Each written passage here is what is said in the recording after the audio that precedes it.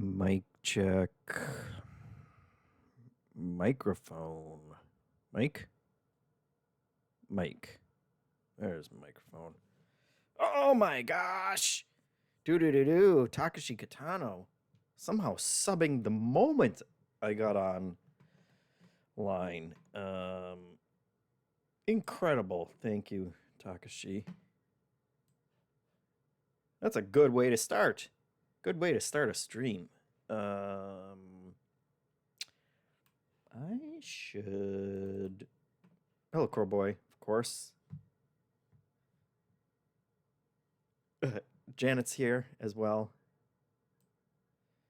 Saying, oh, everybody got beat by Takashi today.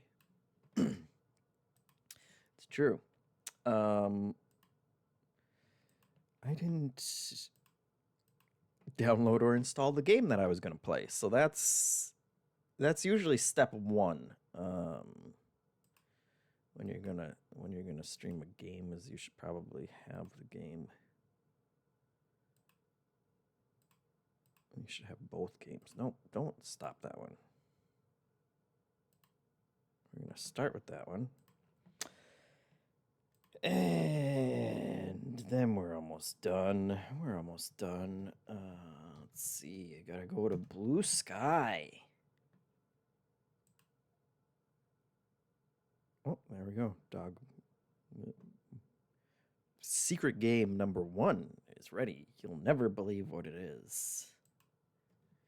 There's no way of knowing other than the picture that I posted in Discord, which had the name of the game as the file name. Let's see.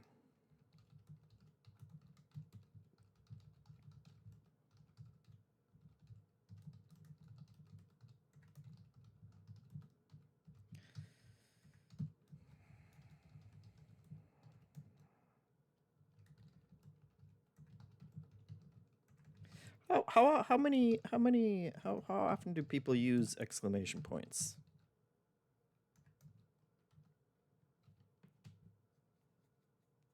And I know the answer for me is too many, which is obviously why I'm asking.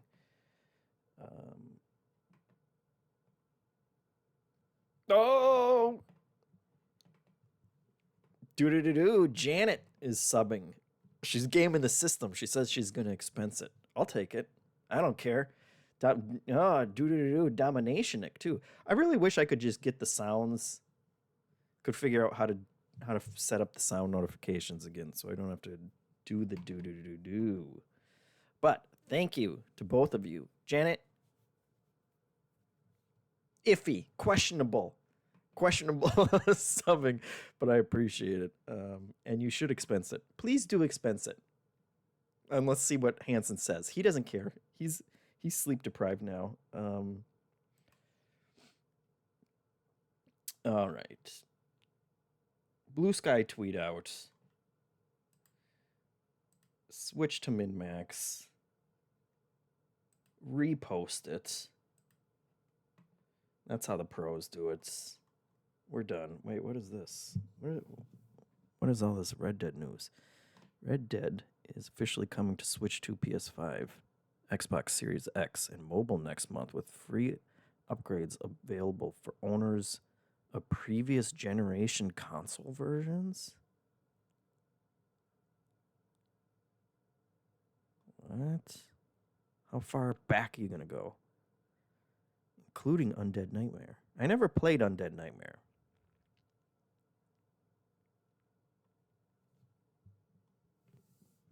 Will I replay the original Red Dead before I finish Red Dead 2? Is the question. Now it seems like yes, obviously, because that's going to come out, and I'm going to say, yeah, I want to check that out. Especially the Undead Nightmare. Zombies? In the Wild West? What do we got? Takashi says, I suspect Sarah has done a lot of downloading and installing on her streams while chatting and trying not to let us know she had a game ready to go. Interesting. I'm sure it happens more often. I'm not the only one, right? Takashi says, wait, is a treasure train different from a hype train? It is a treasure train. What is a treasure train? I don't know. I don't know what that is.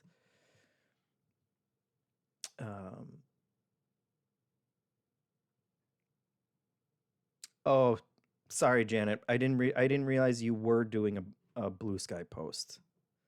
I always just do one from my account and then I just repost it from the MinMax one. But you can yes, they're both. I'm still planning on playing both, and they're still both roguelikes, Janet. We can. you had to redeem a highlight my message for that. I'm sorry, terrible. You can just undo the retweet if you want to. If you don't want two things about the same. I'm used to having to do this all myself, so I appreciate it, Janet. And sub too while she was at it. What a wonderful coworker. Let's keep doing that method. Love it. I'm ready for it. They should put werewolves in Red Dead 2 instead of zombies as like DLC. That would be. I'd support that. If they did like a whole Goofy Halloween, a Monster Mash expansion where it's just all monsters all over. You just go hunting monsters in the Wild West. I know Rockstar has their integrity, you know, and they like telling serious stories, and we all appreciate the serious stories and stuff. Wild West Monster Mash would be a banger though, right? I would refuse to let any critics poo-poo that and say like, oh, you're ruining the sanctity of just let us have some fun. I should open up the game. That's what we'll do. That's show me my library. Here we go.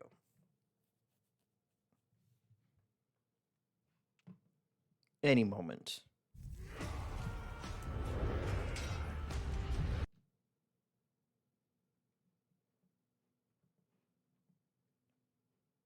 What's the game doing up there? What are you doing up there? Oh, you already got audio. Sometimes the audio just figures itself out, and I'm always amazed when it does that. Hold on, I gotta do my Windows G and turn it down. It's way too. Great soundtrack on this one. By the way, as you can hear already, I'm sure. Let me know if those levels are doing it for you.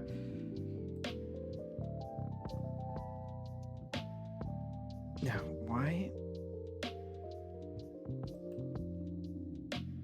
It's off. Nope, not you. This window.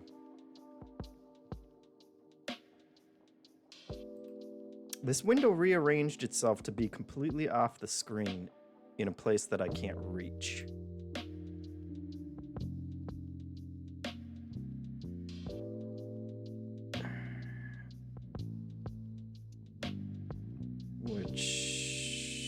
Oh, here it comes. I was holding the down button and I wasn't sure if it was moving or not.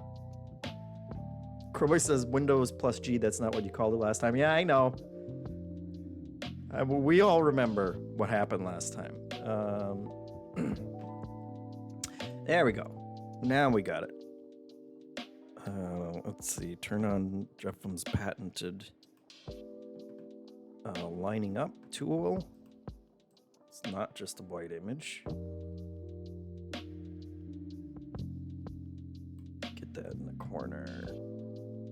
Bring you down into... Now, see, that's not even close. That's not even close.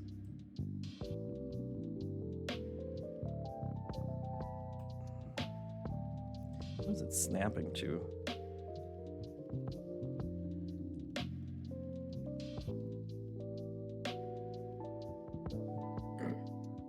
Oh, we're windowed, that's why. Get out of here. What's... You windowing me? Full screen that. Oh my god, no.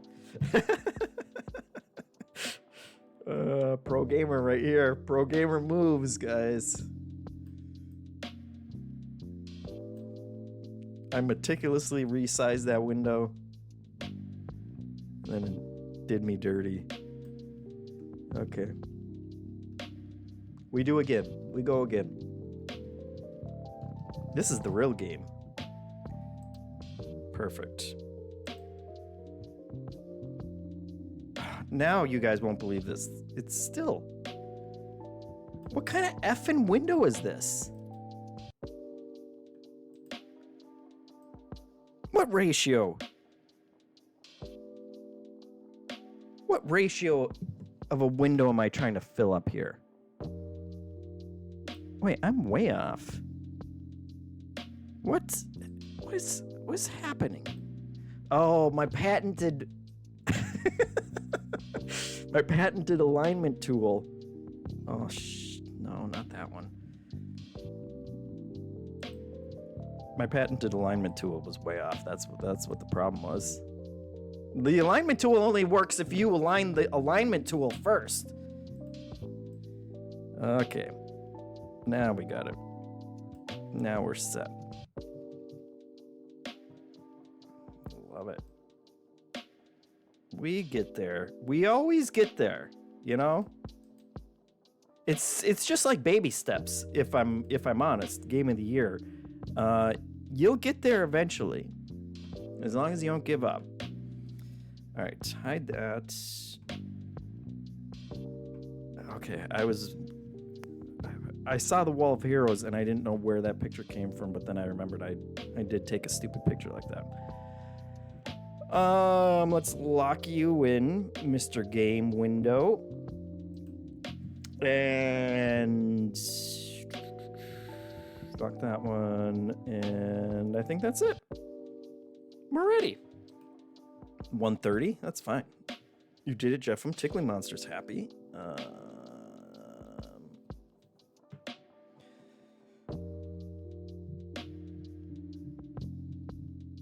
Corboy says change. Oh, you're right. Change the resolution to 60. Otherwise, yes. Why would you choose 50? That's very confusing. All right, we're ready. This music, I could futz with this all day and I'd be fine just with this music going on. Janet says the min-max overlay has gotten better over the years, but this one makes me want to end it all. Yes, it's very like, why is there a 1 centimeter border at the very top? She says, indeed. We're gonna make Hanson cry though, because he just had a baby. He's gonna be emotional. So we shouldn't criticize it too much. And this one also, I think he pieced this one together because we demanded one where oh god, I just clicked myself right off the screen. We demanded one where our pictures don't overlap with the video, which was terrible. It always blocked something. So I don't know. This one, whatever. We're doing it. We got it going on. Not Weirder says There's a fun Easter egg here if you put @NorthernLion as your name in the customization settings. Oh, really?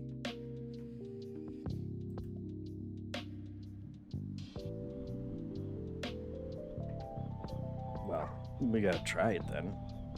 I've just been going with Doggy.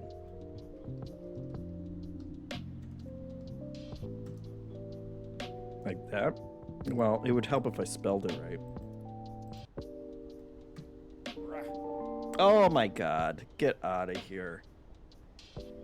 That is him. It's also very terrifying. We'll go back to... And now I lost all my customization. It was worth it. I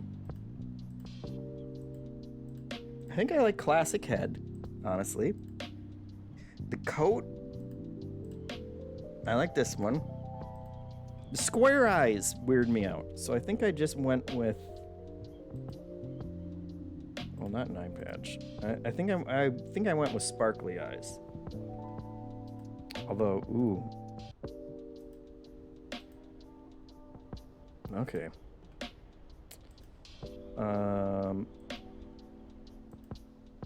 And nose. Not pink. It's a little too big. Yeah.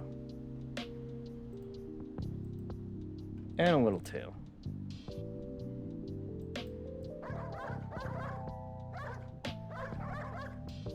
Good.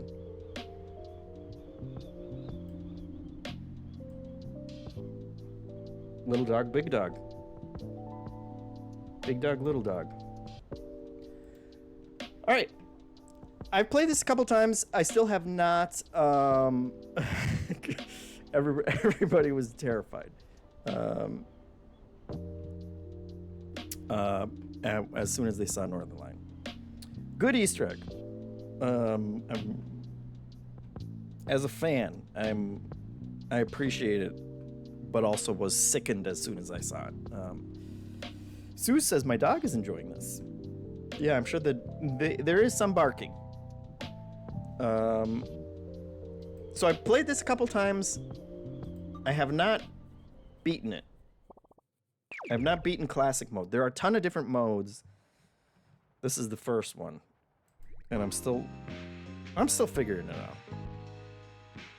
out. This is Dog Witch. I'm sure it said it at some point, if I didn't say it.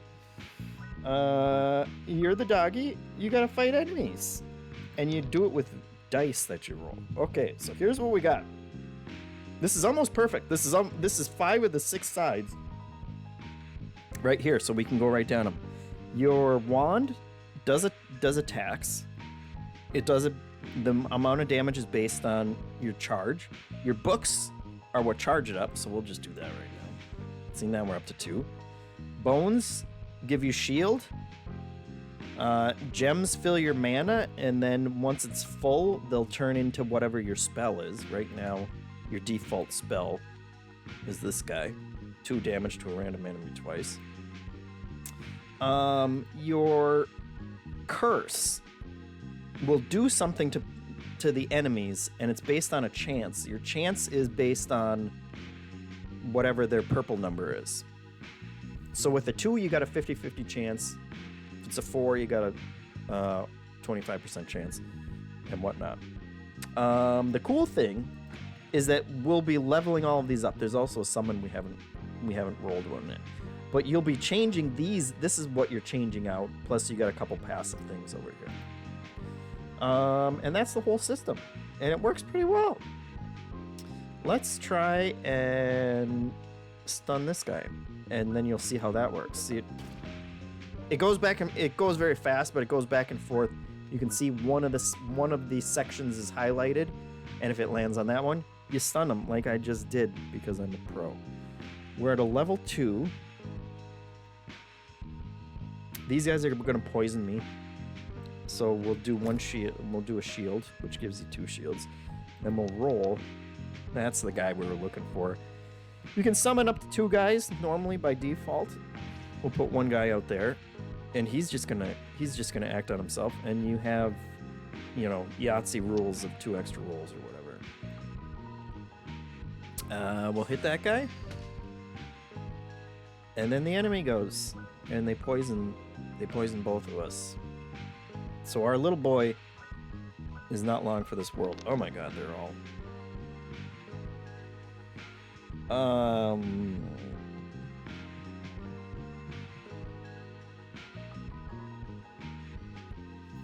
let's see, do I want to use 2 of these and then we get 2 random shots? But this guy's only a 1, so it would be a waste if it hit him. So maybe let's just re-roll them all. Okay. Not great. Not great. Oh, that's about as bad as it gets.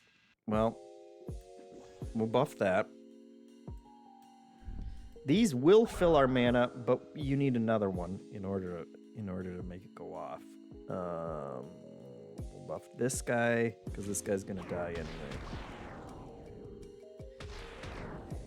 Okay, so we get hit 2, and as you can see, you have very low health, and you're pretty squishy. So we'll see if we live or not. Not Weirder says, are dice any functionally different than a deck of cards? I haven't fully understood the difference between this and Slay the Spire. It's different in the sense that with a deck, you know, if you had like 5 of every card of every type in a deck, you would run through that deck and you would get 5 of everything eventually. Unless because normally with a deck, it won't shuffle until you're all the way through it. With dice, you could roll the same thing every single time until the end of time. And you don't... So it's a little more random, essentially. Your charge goes down when you take hits, so that's why we're back down to level 1. But that's cool, because we're going to hit him with that. And we just got to get 1 more. Oh, even better. Let's put out our little boy so we have someone to gloat with when we wail on that guy. Done. Look how cute that is. So now we get to choose one thing. Double Barrel says, I always hope for Red Dead 2 on these streams. One of these days, you'll never know. It'll just pop out at you. I'm not going to announce it. We're just going to go straight into it. We're going to start the stream one of these days, and I'm going to be wearing a poncho, and we'll be ready. So you get one of these. Cookbook. That will replace my normal book. When it's fully warmed or fully charged, you'll heal an ally, which I don't care about. They're very dispensable. Expendable. Jade Idol. Chance to stun target and turn it into gem form. What is gem form?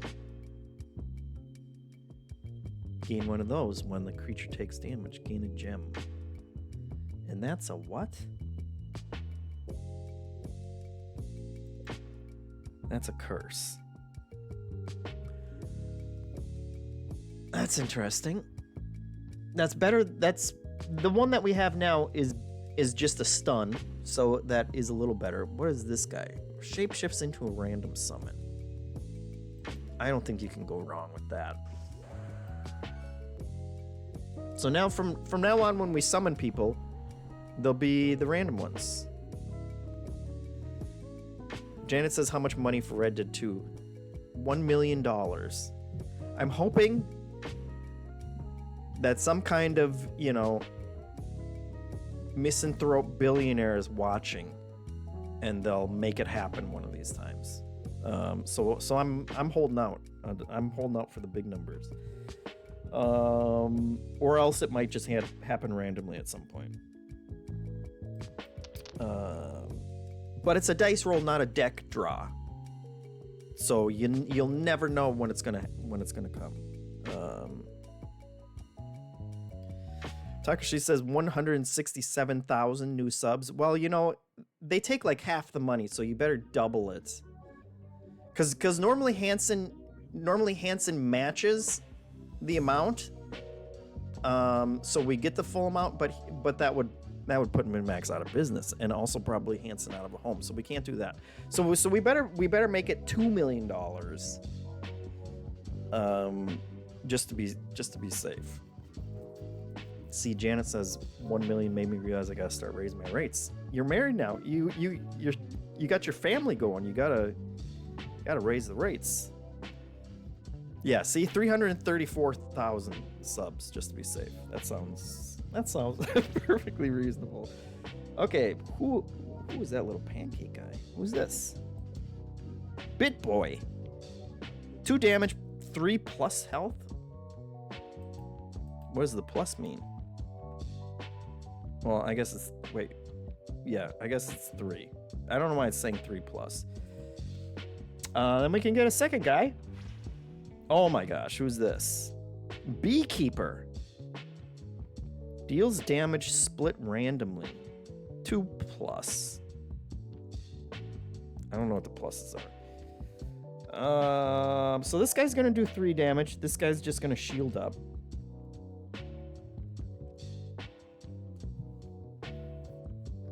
And they got, look at their health though. They got more than I do.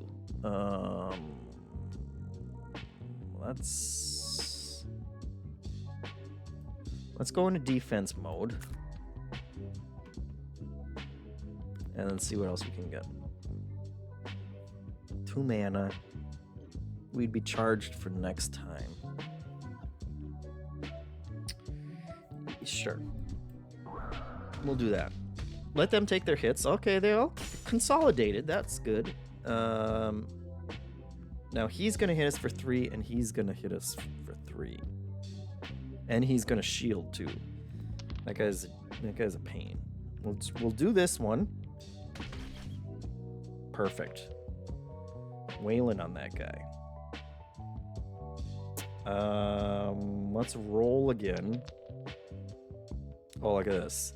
Mana's activated for the rest of the turn, I guess. So, yeah, we'll take another one.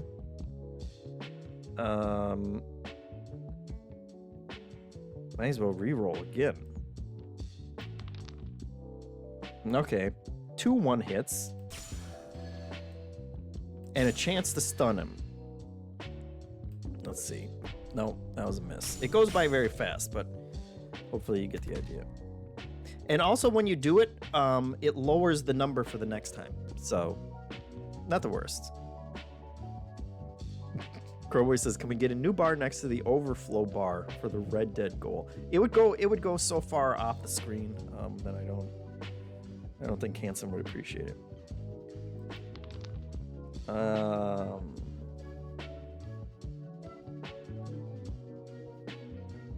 So we can buff. I missed who it hit. Did it hit me? Did he hit me? I'm down to 6 health. So that's 2, 4. Why don't we go ahead and block?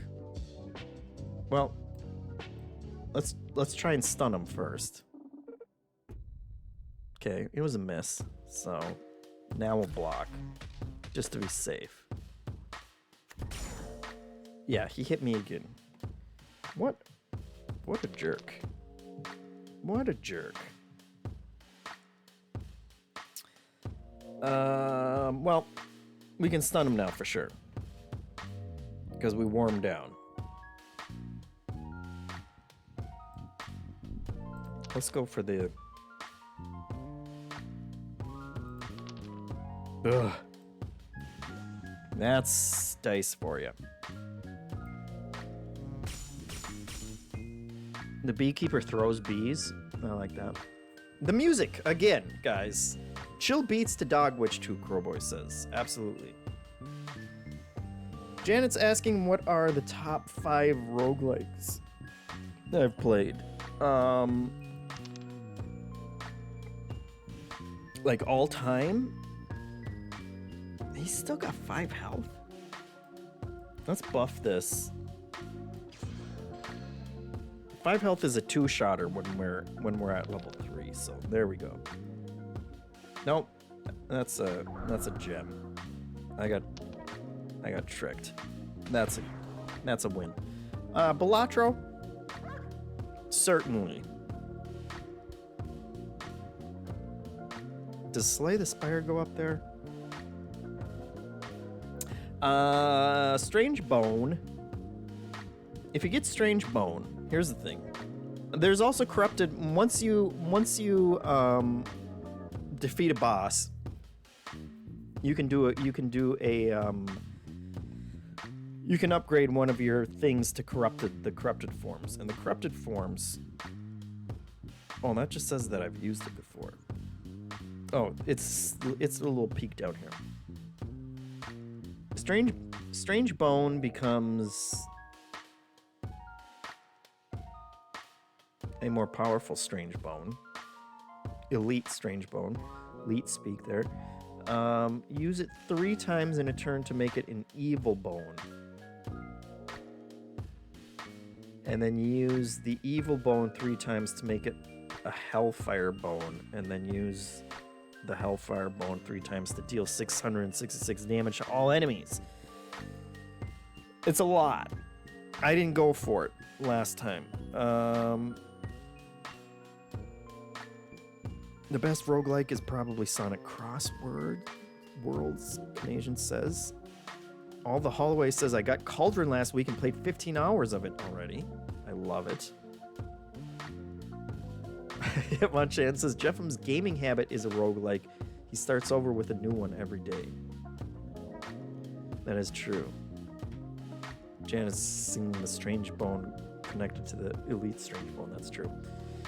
Binky's Necklace. At the end of your turn, use a random curse on a random enemy.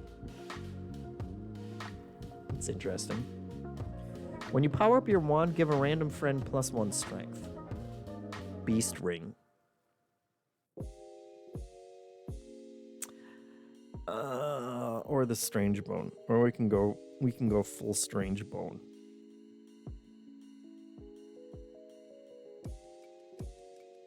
Roguelike versus roguelike, Canadian says. Just a little joke. It's true. Rogue and Rouge can certainly throw you off. It's not like peek and peek.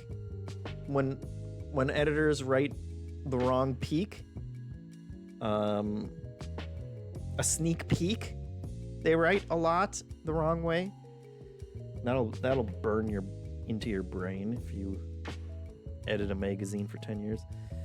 Let's go Strange Bone. God, that's such a commitment.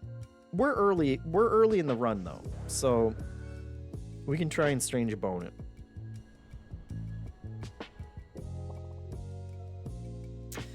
The bees. The beehive is gonna keep shooting out bees. So we need fodder. Goblin. 1, 2, 50% odds he'll deal double damage. Okay. I'm really only putting him out here so there's a 50% chance that the bee will get him instead of me. That's the sad truth. Let's re-roll. Let's get another goon out there. Hello.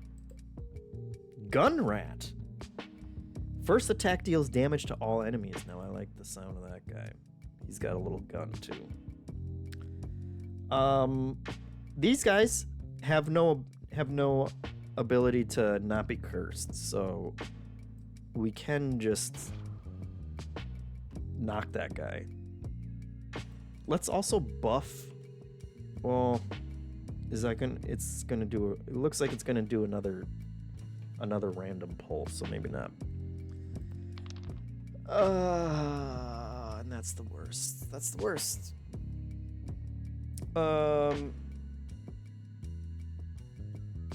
Neil says, I just don't know if I'm ready to commit to Strange Bone yet, babe.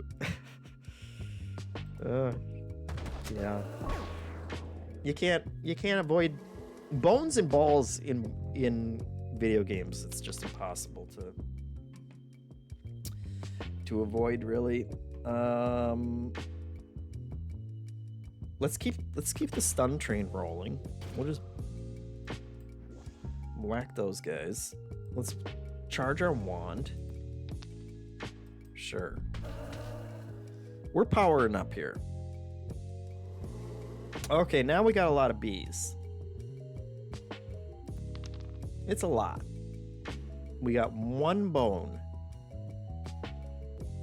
And they don't have to all be on the same roll, do they? Use 3 in a turn. Okay. But we don't even have the crazy bone yet. We just have a normal strange bone. So right now it's just a shield. We can take one of these guys out. Let's re-roll. We can take 2 more out. Love it. What damage do these guys do? He does 1. He does 1. Okay, so we'll leave the weak guy. Actually, let's just stun him. Let's not even worry about it. Yeah, okay.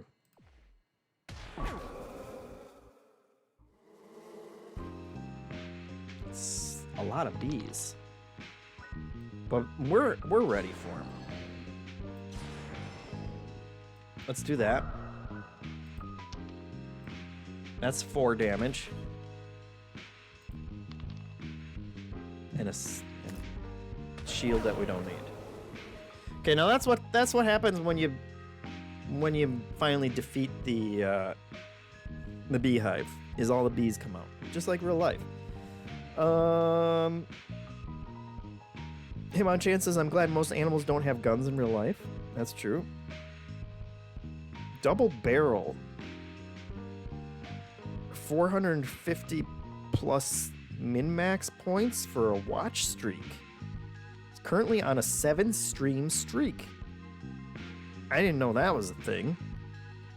And we appreciate it, double barrel. Trufo's here. Slay the Spire looking weird these days. It's true.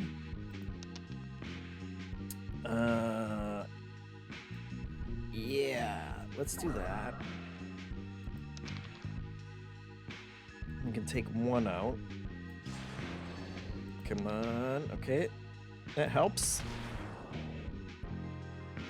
And then we shield ourselves, which is a little selfish. Beekeeper. We hardly knew ye. Done. Perfect. The little fairy says, even though our beloved beekeeper just got murdered. Crowboy says Rich still hasn't shown up with the gift subs. We can't assume that he's going to. Okay. So we can upgrade our wand, and this is cool because like the amount of damage that they do changes. And this one also has overkill damage. All enemies equal to the overkill damage. Nice. I do like that. This one, we can change out our spell, and it will only cost 1 if we do this one. And it's give each of your friends 1 missile. A missile. After this creature takes its turn, deal 1 damage to a random enemy for each missile.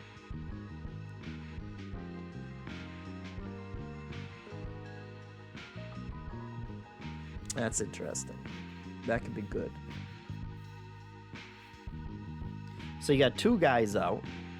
I wonder if it stacks or if he just uses the missile once and then it disappears. Would be the question.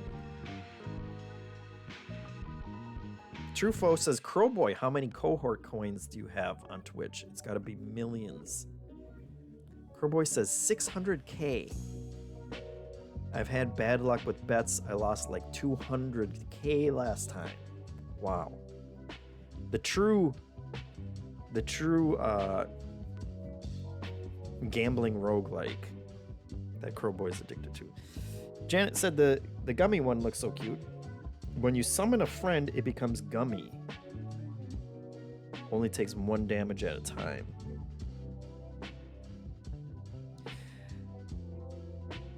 That would be more useful if we weren't doing random summons, there's like, you know, some guys will have a ton of health, and that would be helpful. I think I'm gonna go with the fire stick because I like the overkill, and I like that the highest one is a stronger amount.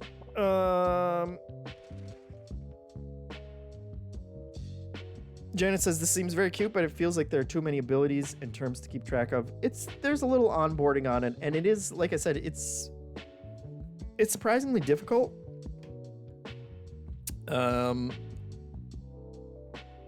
Because you can die very quickly. And as you see, you'll get health back when you beat a boss, which I think is the tree is the boss.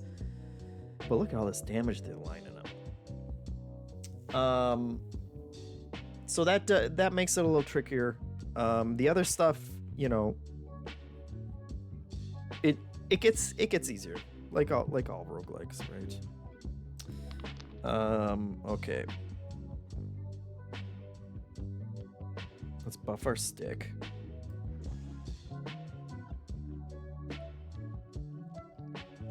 Let's get a guy out.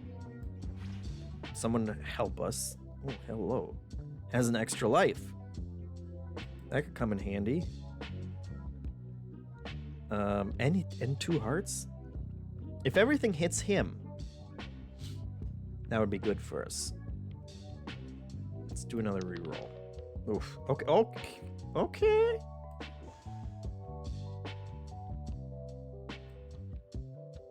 So that takes out 2 of them. Oh, and the overkill. The overkill does what? Damage to everybody? Damage all enemies equal to the overkill. Oh, I love it. This one is going to do 4 overkill, which will cook the other vine. Damn. And he hit our little skeleton and he popped right back up. See? Now this is the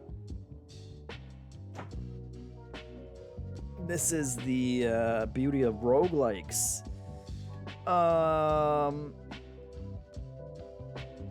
I missed stuff. Hold on.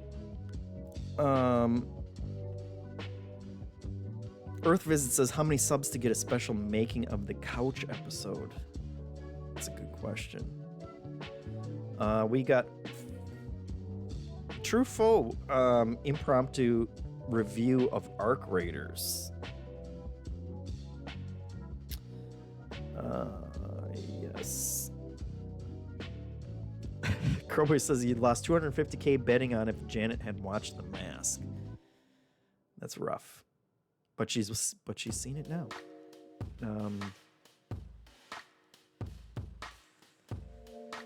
Yeah. Arc Raiders review. What can you say? What a strange game made around. They made a multiplayer game where against all odds people can team up and represent the best in humanity. Or you can play the shittiest, like most despicable version of a multiplayer game that you can. And you just never know which one you're gonna get when you meet someone.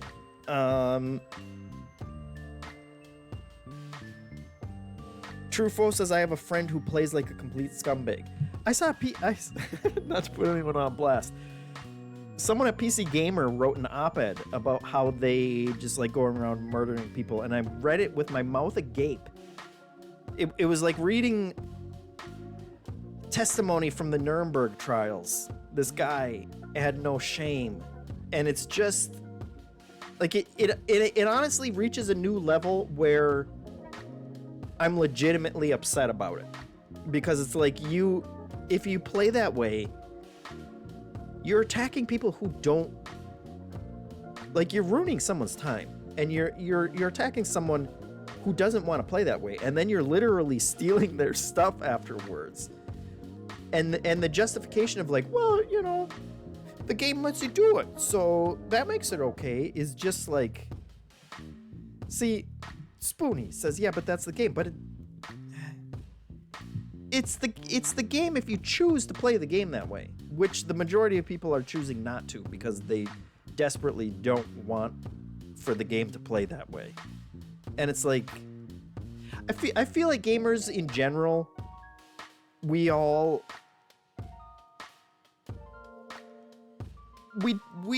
don't practice a lot of introspection about the way we play games, or like the defense is always just it's just a game, whatever, it doesn't matter. And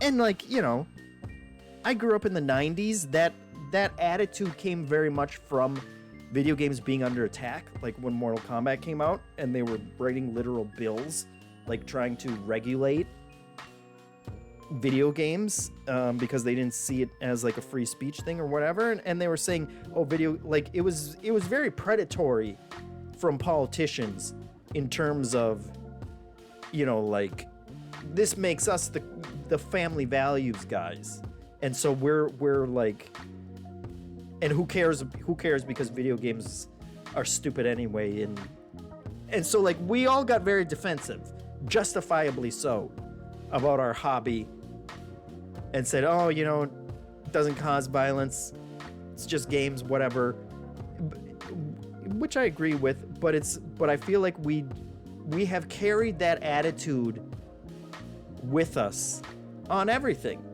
and it's very easy to look at something and just say, yeah, it's just a game, whatever, it doesn't matter.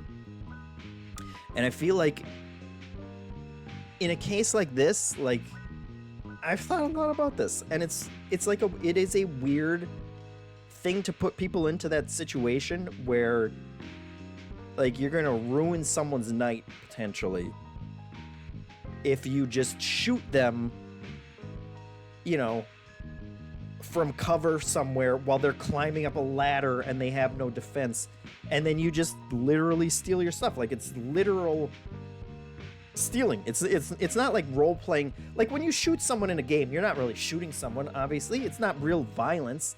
But when you steal digital things from someone, like, that is literal stealing.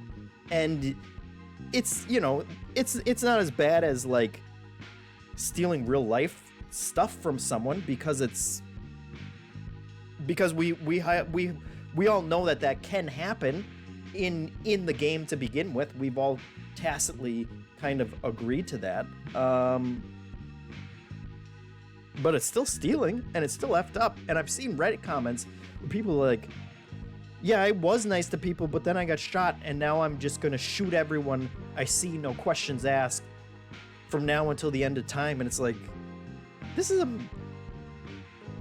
are messed up things that you're doing to people that are making them, that are like having actual emotional impacts on people, and that doesn't mean you can't play it as PvP, whatever.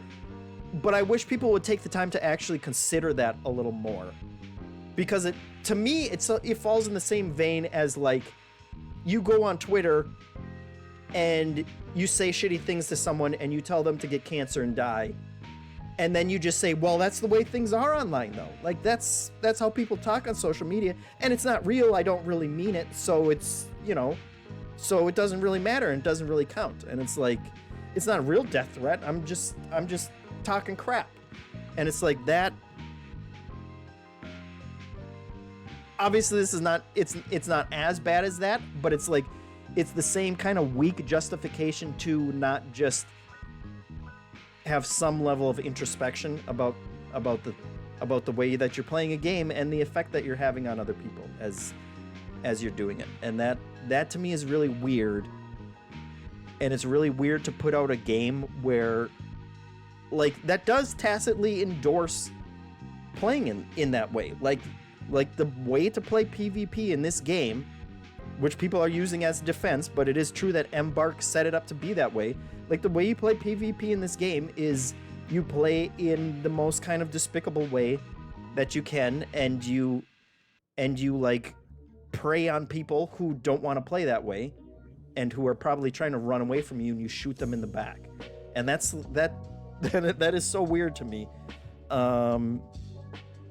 And I still love the game, and I'm still having a blast with it. So 10 out of 10? Is that a review? I don't know. It's been a long time since I've written a review. So, yeah. There you go. I've thought way too much about Arc Raiders over the past 3 weeks or whatever.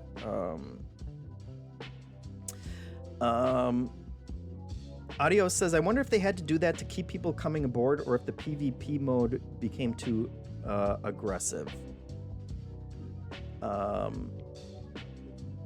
Oh, that was going back to a couple different comments. Takashi said both the Division games have separate PvP active areas, and I avoided them for a reason. Yeah, that's another thing that I think about all the time, of like, because when we talked about it, I should attack this guy while we're talking. We talked about it on the last episode of the Min-Max show, and I said, like, I ultimately don't mind that PvP is there, because when you're playing solo, it doesn't come up that often, and kind of having that dice roll of, is this going to be a terrible person, or, you know, is it going to restore my faith in humanity? That's kind of interesting. And, like, you know, I get shot in lots of games, so it's not the end of the world if it happens here. I would not play. I have not shot anyone in that game, and I certainly never would be like the aggressor who goes out and shoots someone in it, because I find that reprehensible to do that to people who don't know that aren't signing up for that. The Division is the perfect example of that, where it's like, yeah, give them a PvP area. Now you know what you're getting into if you do want to play that way. And that's perfectly, at that point, it's perfectly fine, and, you know, good for you. That is certainly one way that you could handle it. I love this overkill ability. See, these trees aren't asking to be attacked either, I guess. Would be a counterpoint. Yeah, there are other ways to do it. I said on the last episode when we talked about it that ultimately I don't care that it's there. I think it's, you know, that compared to a straight co-op game, I think it does add something, just because it does make encounters a little scary, a little exciting. But there are other ways to do it, and that certainly would be one of them. And I don't know how much I would lose if it's not like, hey, are you a terrible person? No, you're not. Okay, then let's be nice to each other, versus just running into someone and being like, hey, let's be nice to each other in the first place. But I don't know. Audio said Sea of Thieves was like that as well, to the point where years into it being out, they introduced a mode where it was only PvE. And then said, I wonder if they had to do that to keep people coming aboard, or if the PvP became too aggressive. And that's the other thing that I feel like goes along with this. We just wailed on that tree. Perfect. The people who are saying that, like, this goes back to the PC game article, unfortunately, but they're saying, like, well, the game's made that way. Yeah, we're definitely doing Strangebone now. Double overkill? Damage all enemies equal to double the overkill damage? Oh, I gotta do that. We'll take 3 damage, that's fine, whatever. We'll do Evil Bone next time. Oh, and the snake. The snake is a little rough. Yeah, the argument is that, like, oh, well, the game's made that way, you know, it's an extraction shooter, so there's nothing wrong with playing that way. The best thing Arc Raiders has going for it right now is that a ton of people are enjoying it because people are so nice. And if that changes and people just become shitty and just start shooting each other in the back, like, it's gonna hemorrhage players in a way that will not be good for the game. So, like, I don't know. Like that to me, I feel like is the biggest threat for the game right now. And another reason to just like practice a little introspection and maybe think about how you're playing the game and what effect it's having on people. Spoonie says, I think the game would feel kind of dull and low stakes if everyone just played nice, though, right? He says he admits he's never played it. A little bit. I kind of feel that way. Like, my feelings on it are dependent on it not just swinging the other way super hard, though. Where it's like, if I logged in and I got murdered every time that I tried to extract by people, like, I would stop playing. I would just not be having fun, and I would stop playing. And that's, like, that I think is the danger right now. Because people have said, like, all extraction shooters start out nice, and then eventually, like, the worst of humanity just rises to the top and changes the kind of feeling of the game. And I don't know, that's a little scary. Let's wail on this guy. Now, the smart thing would have been, I played that bad. I'm gonna bone up because I'm also poisoned, so we are gonna take 2 damage. All right. Now, see, there's our triple bone that would have turned him into evil bone, but we didn't do it. I didn't take it. I wanted one of these, which, to be fair, is gonna do 4 damage to him too. Love it. Let's bone up again. We can... Oh, very close.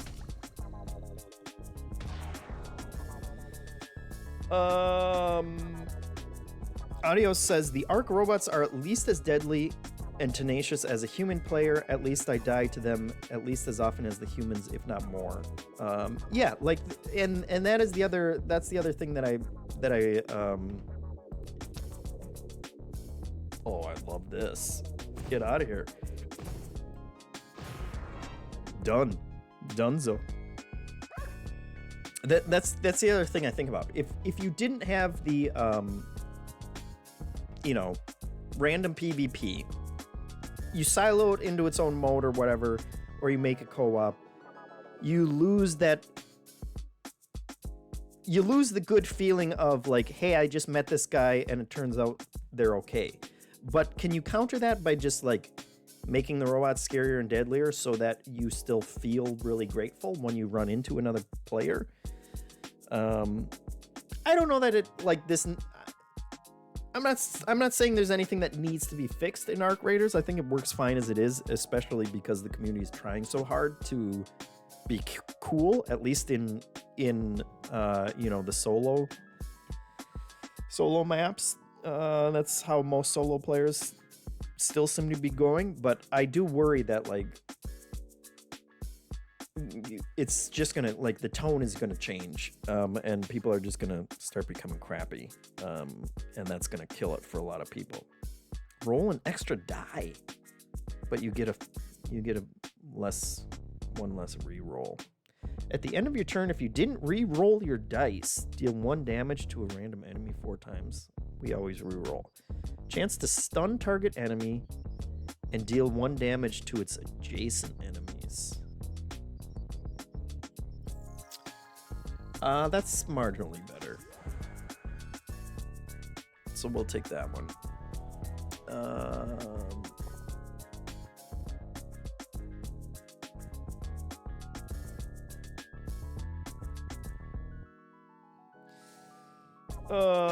Let's see. This is Nick says, I feel like these PvPvE games always start out fun, and then a few months later, everyone was resorting to the underhanded tactics that make it not fun because the games implicitly reward that playstyle. Yeah, and I hope Embark's a little savvier on that, and they try to encourage more cooperation. I hope they look at it and say like, hey, a lot of our fan base is playing it this way, and their reaction to that isn't, okay, well then let's try and incentivize the PvP so it kind of balances out. I hope they look at it and say like, people are liking this, let's make sure that we're still supporting that style of play. And it doesn't have to be an overt, like PvE only areas or anything like that. These guys are queuing up to do a lot of damage.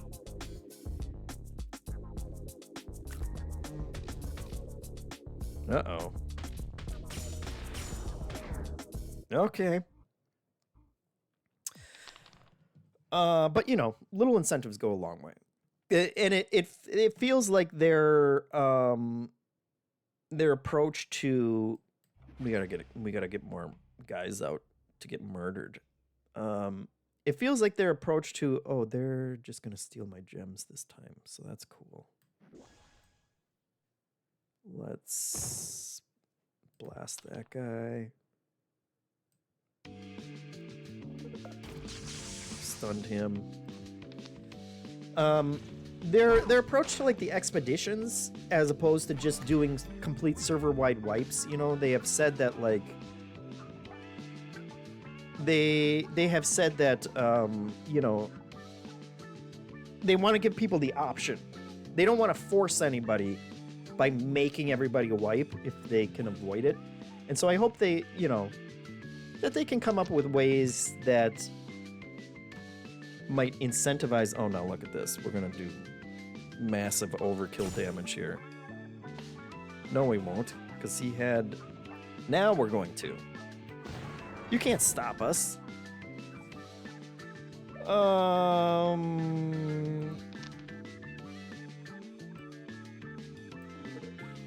No. Try again. Yes. He's stunned. So hopefully they can come up with ways that, might support the PvE playstyle without having to silo it or, be too heavy-handed in curbing more despicable ways of playing. That's a lot of random guys.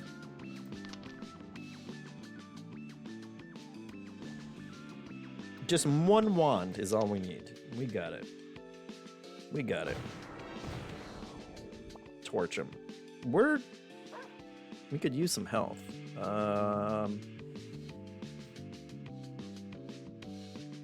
Smee says they originally did have Ark as purely PvE, right? They thought it was too boring and probably would be too much like Helldivers or something in that vein. Interesting to think about. Yeah. Which,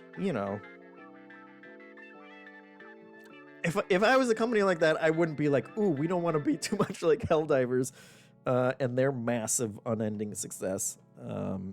But yeah, I think it ultimately does add something to it. It's weird that it's like it takes allowing despicable players to come in and ruin fun for your players in order for it to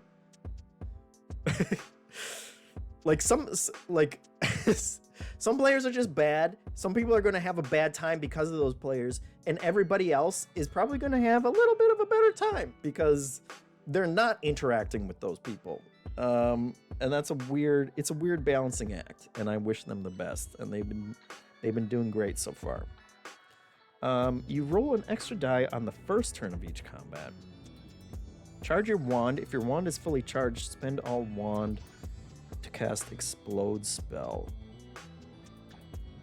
Sacrifice target friend to deal double its attack power to all enemies. That kind of falls in the gummy one where we have random summons, so I think we'll go...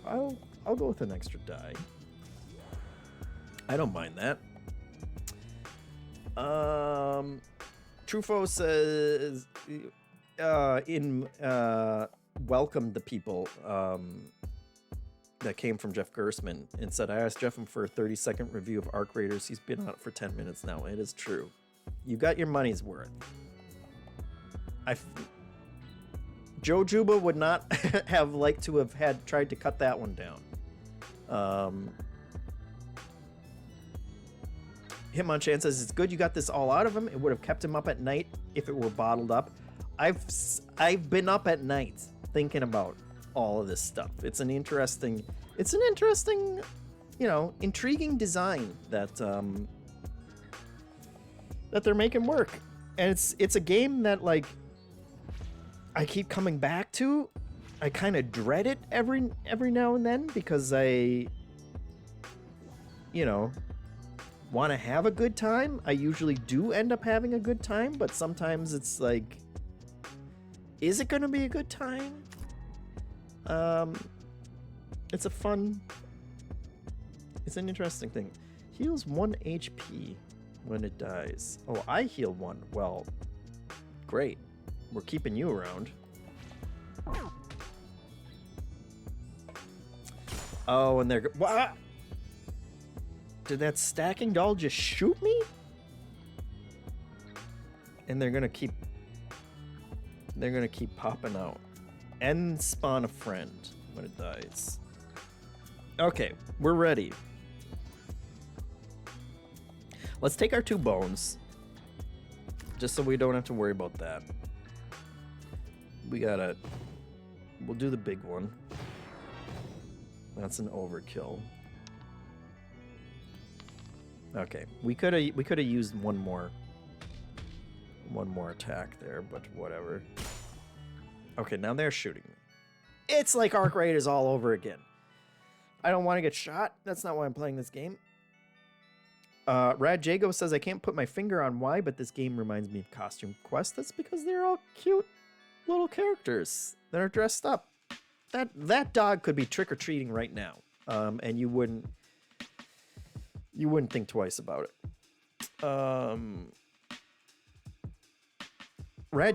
Rad Jago, I don't know if that's how you pronounce your name, but excellent point. I would just track player behavior and sort them by playstyle in the matchmaking. 100% you could do it that way, and it would be very subtle, and people would just have a good time.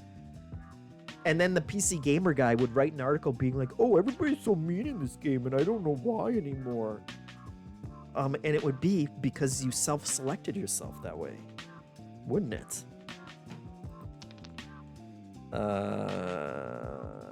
This is good. We got a lot of damage coming at us, and we only have 4 health. These guys are targeting me specifically, which I don't love. If we take this one out... Oh boy. This might be it. Well... We could do 2, and then we'd be doing 8 damage out. And what are the odds that we would hit the one person that we need to hit? Let's go for it. Ugh. Okay. Oy. That was close. But we're good. Oh, we're not good.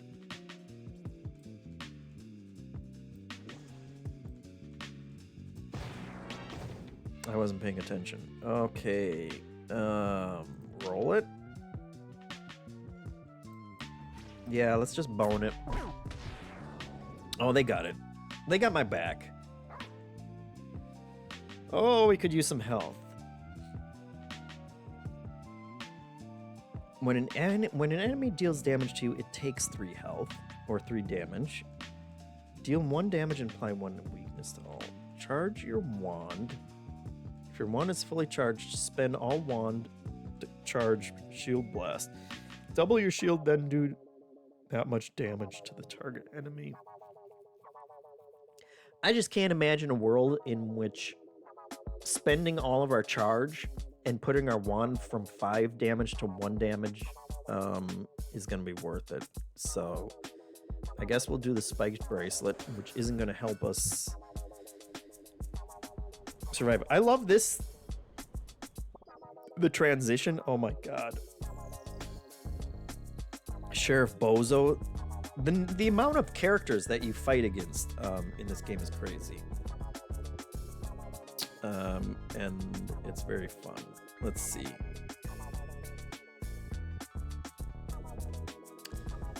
I missed Janet's message, but she did a flu season poll in the chat.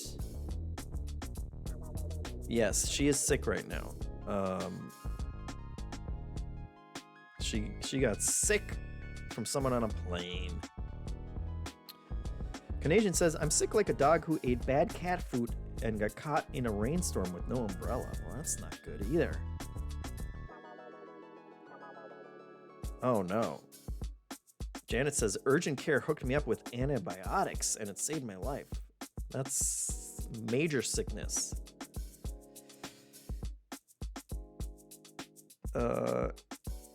Snuffy says, if everyone could stop talking about being sick, it would help my lazy white blood cells who think that you being sick is an excuse for them to slack off. Thank you. Yeah. Ay. It's the season, I guess. Although it seems like it's always the season. What is this? React. This creature will react after taking 5 damage on a single turn. Well, that sounds bad. Oh, we're so... I should have taken the evil bone. That's enough. No, yes, that's enough to get us through. If we're taking a bunch of damage, we don't need any more of those. Let's get a guy out there, a little spider. Why not? Can we stun one of these guys? Okay. Easy enough. Can we stun this one? Oh my god. Good rolls. I'm afraid of what Sheriff Bozo's gonna do. They have so much health. I think we're cooked. Skelly. We like him.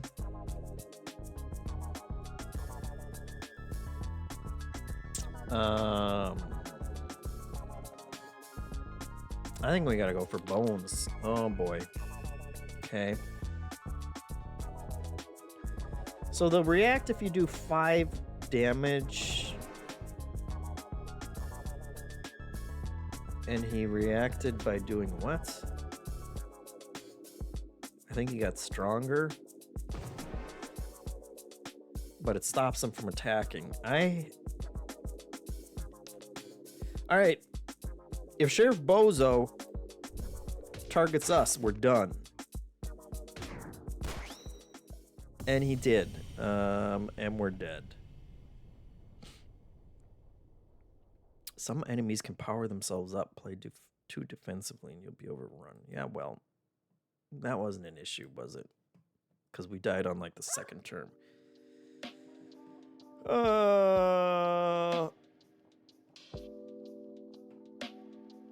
R.I.P. Crowboy says, let's see, what time is it? Let's try one more run with this dog, and then we'll do another one. There are all kinds of different starting, modifiers, but I gotta get through the normal one first. This wizard. I got to the wizard once, and he wasn't nice. Neither's this guy.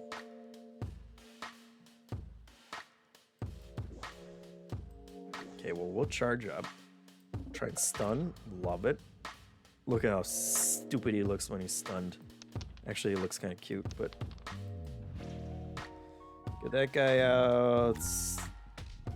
Take the bone for no reason.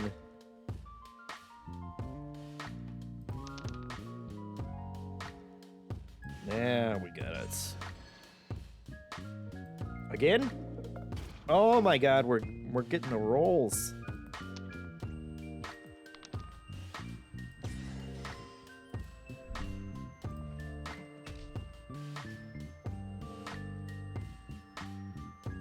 we're ready. We got this. Let's put out another friend just for the fun of it. That's perfect.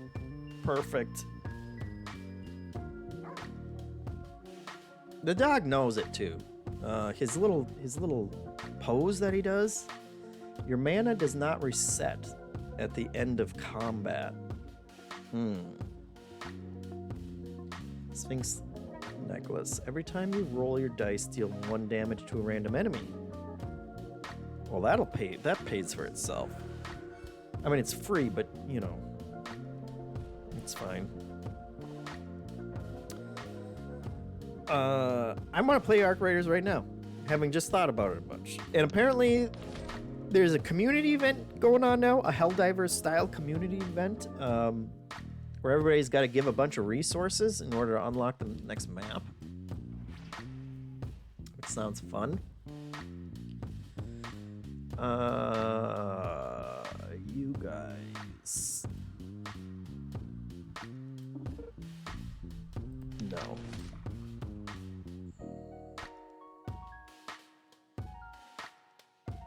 Let's reroll. Okay. Come on, 50-50. Love it. Now we're set.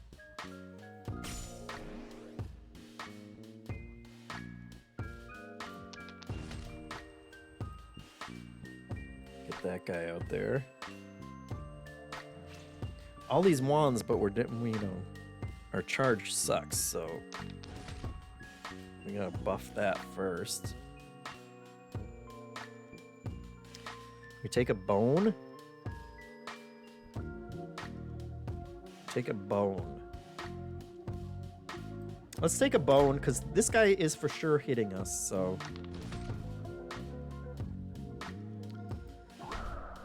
I guess we'll take 2 bones.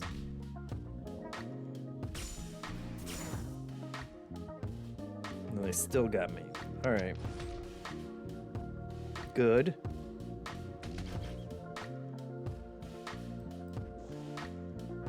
Do one of those. Love it. Alright, we got through that. Okay. Here's the missile one again. This one, new wand that inflicts poison. Charge your wand. If your wand is fully charged, spend all wand charge to cast supersize. Target friend becomes giant. Has 3 strength and +3 max HP. Let's try the firing squad. We'll see if it. I assume it's only a one-shot thing, but. Oh, these guys. I don't like it.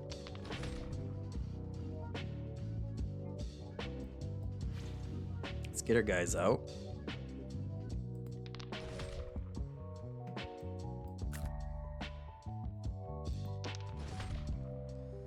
Oh boy. Okay.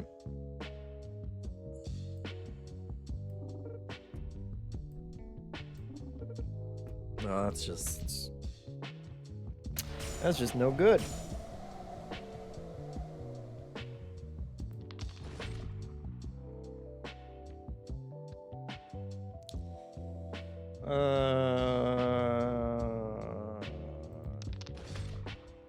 Wow.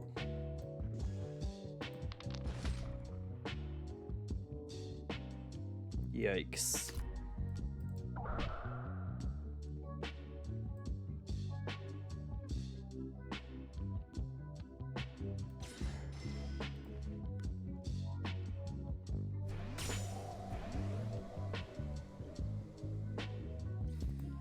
And they're all getting, all right, here we go. Have at 'em. And then we can stun this one. And we can block ourselves.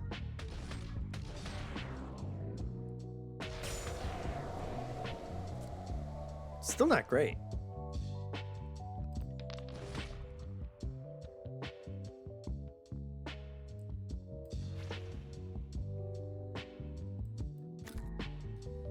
Um,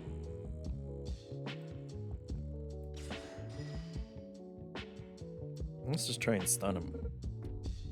50-50. Oh, these triangles.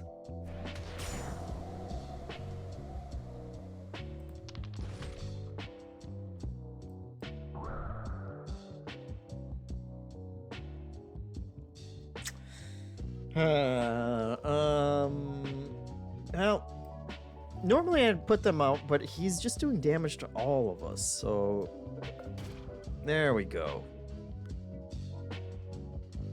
Now I will put them out.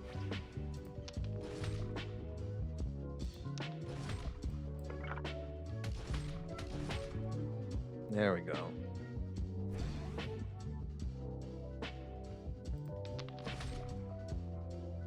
Oh, look at this. Perfect.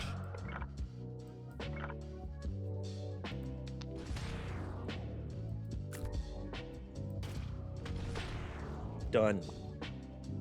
All right.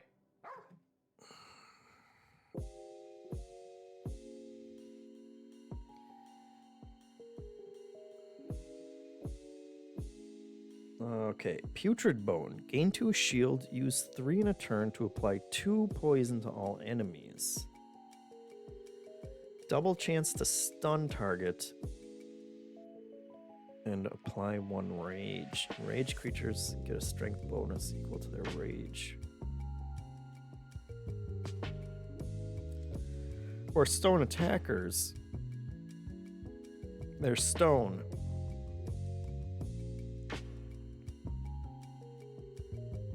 That doesn't sound great. Let's go with the Putrid Bone.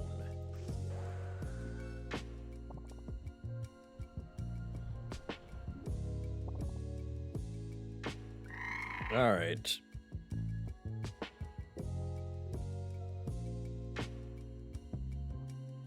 We're not, I mean, it looks like a lot of guys. They're fine. We're not worried.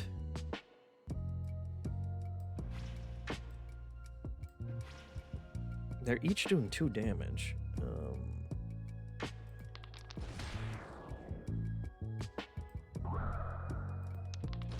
There we go.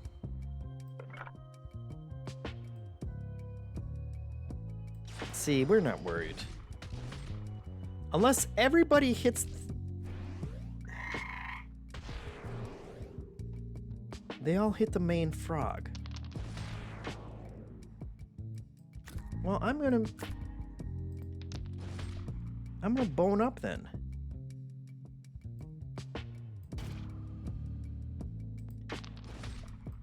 Yeah, let's bone up. There we go.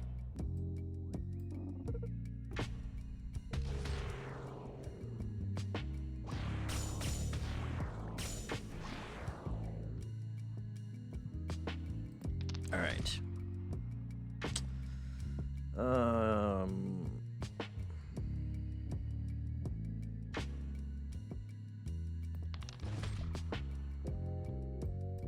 Get a guy out there.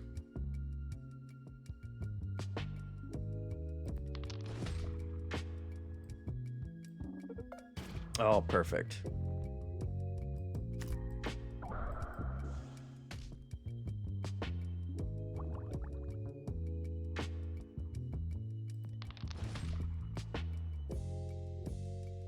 Perfect.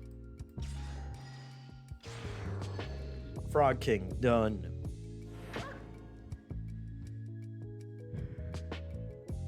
Okay, Putrid Bone, we can upgrade it to use 3 to apply 4 poison to all enemies. You and your friends get 1 missile.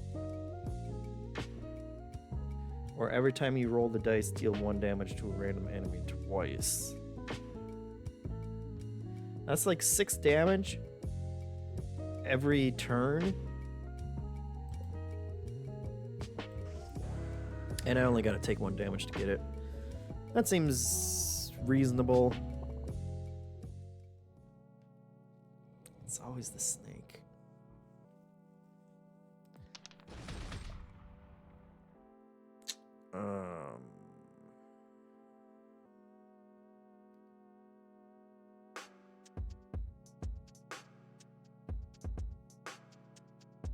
No, he's doing all damage again. So maybe we do the bones. We'll poison everybody. Now we can put a guy out. And sure.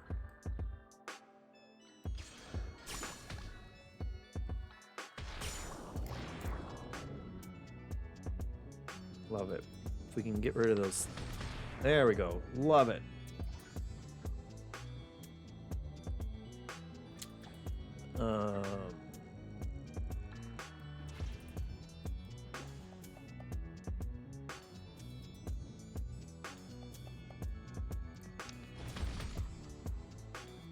Great.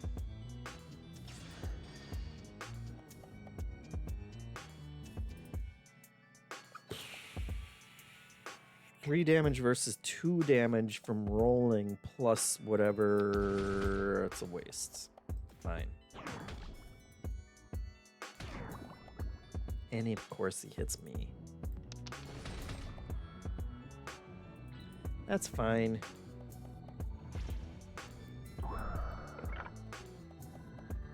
He's done. He's done. He's totally cooked now. Yeah, they don't even have to use it. The rolling. The rolling.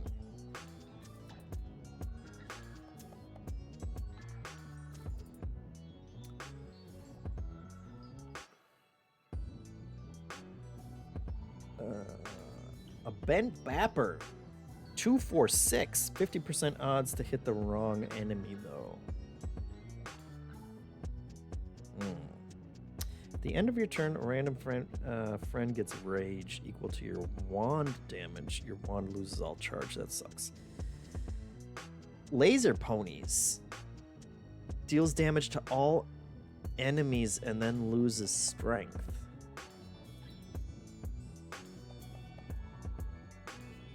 Does the plus mean that it goes up each time? I don't know.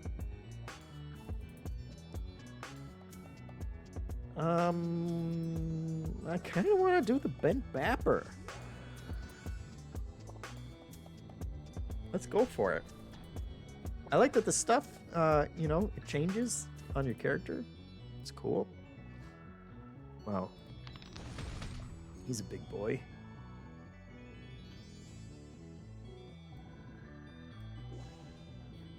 %50 odds ain't gonna hurt us here. Let's see.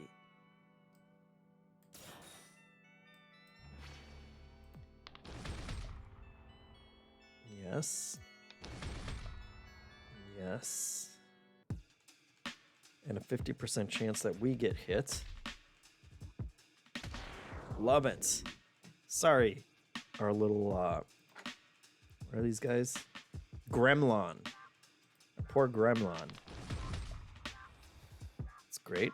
2 times 3. Wow.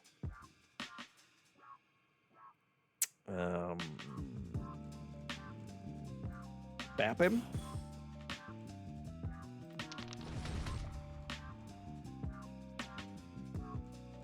Oh no, here's the question. We only need one more bapper. So do we roll? We got 4 chances. I like them odds.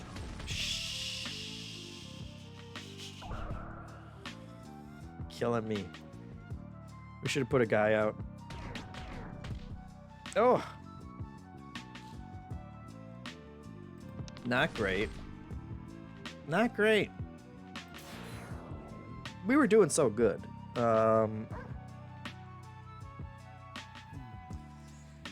And then the odds got us. Charge your wand. If your wand is fully charged, spend all wand charge to cast Touch of Life or Touch of Life.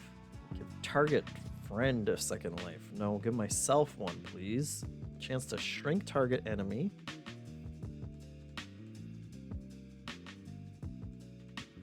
Gives him a strength of 1. At the end of your turn, if you didn't re-roll a die,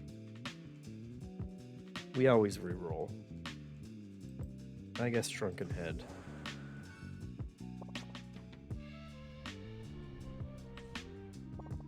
Oh no. Not the stacking dolls. It's gonna be bad for us.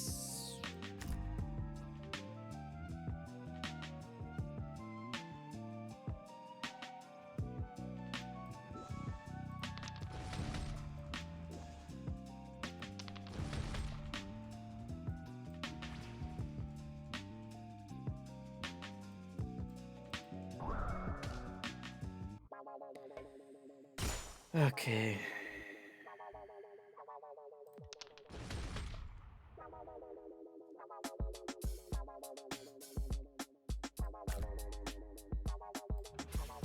I think we need the bones. 6 Bapper. We hit the right person. Great.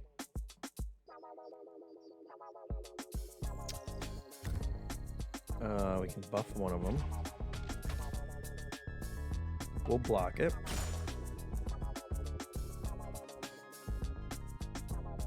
Aye.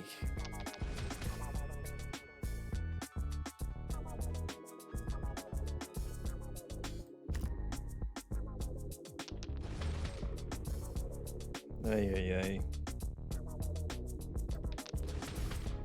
Okay. That poisons everybody.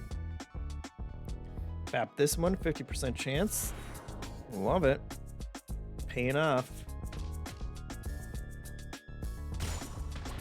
We got the shields.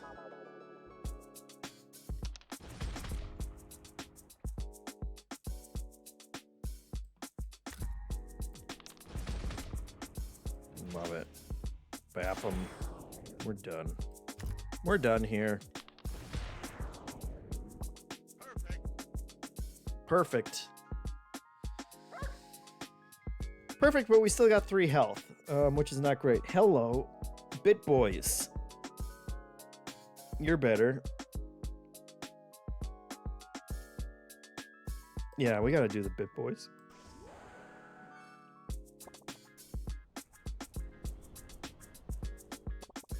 Oh, Sheriff Bozo.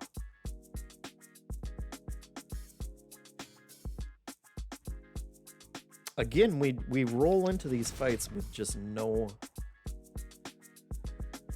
health. I think we gotta go for bones first.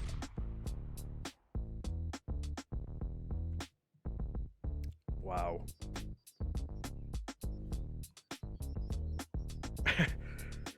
If we get no bones, we're done.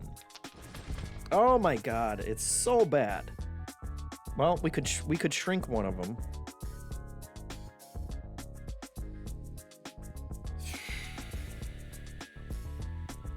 We'll still die though. Sheriff Bozo again. Oh, no. No, we did enough that it blocked him. Great. Now we're dead. There's just no way. I need Bit Boys. Oh, there we go. Get some Bit Boys out there. Get some shield. Not dead yet. Okay. Hanging in there.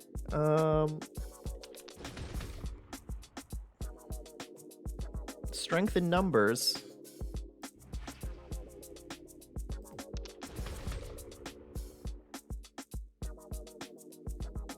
Yikes.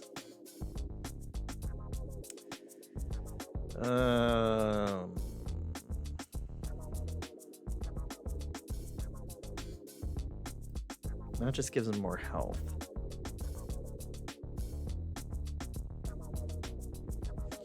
Do we try to... I guess. Well, this guy only needs 2... Well, okay. Great.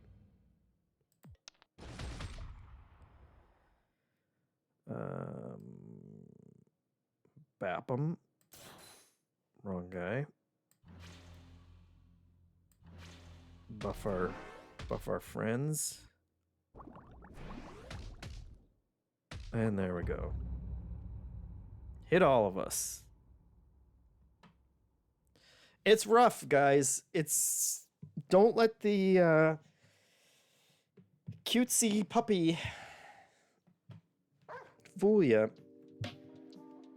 This dog witch. It's cool. I like it. There's a lot of different wands you can get.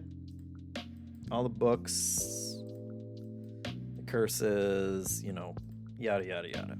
They all got deep pools of stuff. 263 trophies, and I haven't gotten a single one. And everything has a corrupted form too, which is nuts. Nutso. So cool stuff. Check it out. And let's move on to our second half here, which is, of course, you all know what it's called.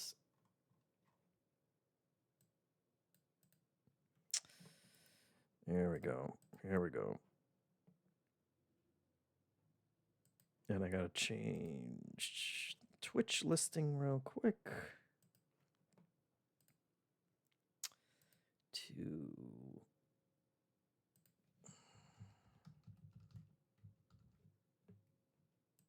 Okay.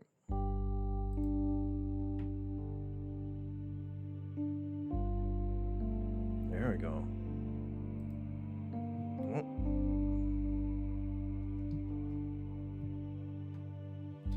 Let me know if the sound is all right. Just clicked out of it. There we go. This is Below the Crown.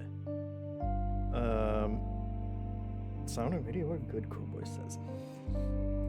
Now we're getting into JeffM territory. I guess dog witches too, but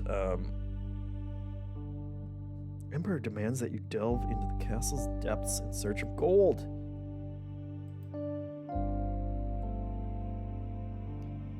Well, see. It is early access, random dungeon.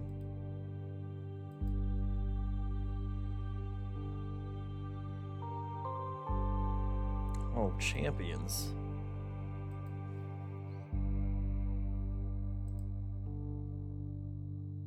Training ground. Ah, here's our dungeon.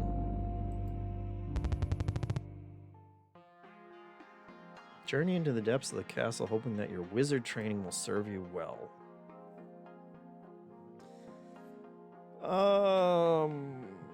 Okay, click the king to highlight the space that he can move to. Click on the highlighted space to move him. It's like a king, like chess. It's a chess-themed game. Easy enough. Choose a card to cast a piece on the board. Cast pieces where your wizard can see. You cannot cast them adjacent to your wizard. We know how rooks move.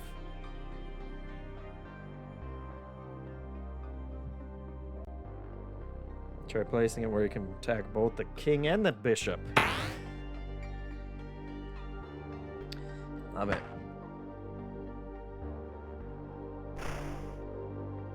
Coward.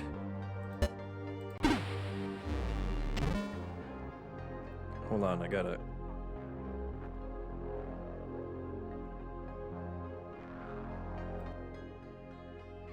Let me know if the sound's still alright for you. Opponent gives up because he's a king. And he's a coward. Queen.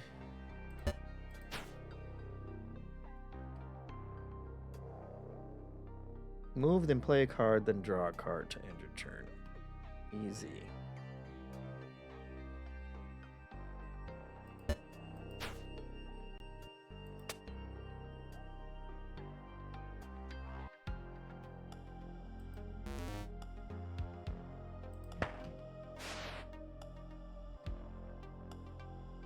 Use the turn assist to... No, we don't. Get out of here. Well, I can't do anything else. Sure. Oh, brilliant. That was a Nightbot level of brilliance there. Checkmate. Yeah, I mean, we would have gotten it ourselves. Oh, look who's talking. Nightbot shows up. Says that you can sub. Send your subs to Nightbot. Look at him. He's still going. I just said that and then he said subscribe. What a joker. Is it because I said Nightbot that he started? Is he listening all the time? Okay, please indicate your current mood by placing a point on the graph. Wow. No. We're fine. We're good. Emperor demands that you delve deeper. He seems certain there is treasure.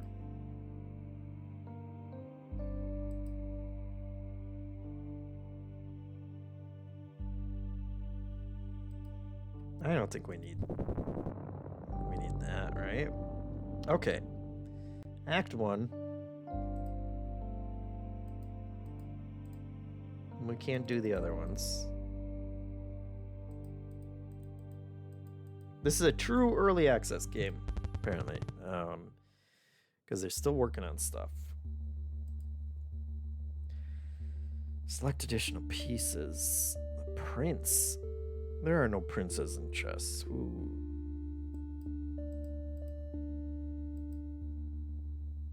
Oh. Okay. Checkmate the opposing king, or capture all his pieces, or escape through the door.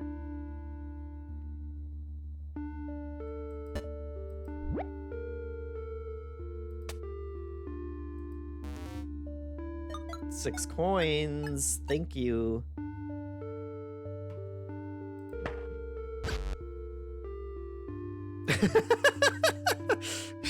God damn it. They got me with the coins, guys. I got greedy.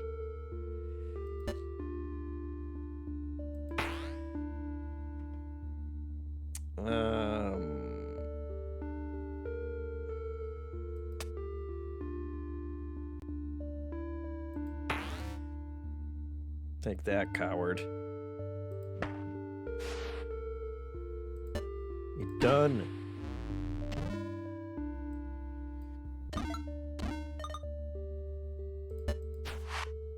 Injury? Your rook was injured. Captured pieces become injured. If an injured piece is not captured in the next room, it will heal. Otherwise, there will be consequences. Okay. Choose a spell. Freeze? Cast on an enemy. Freeze them for 5 turns. Frozen pieces cannot be captured. Okay. Return one of your pieces to your hand. Place on a tile interrupts movement across that tile.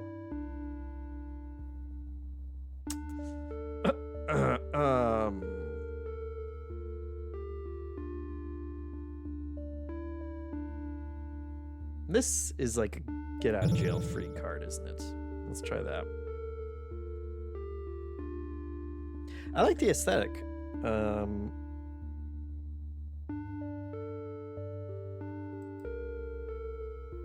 Okay.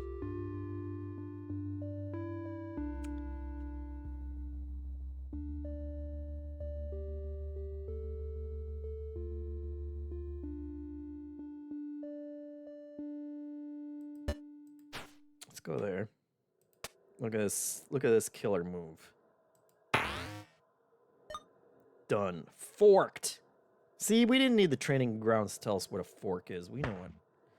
We got it. He's forked all right.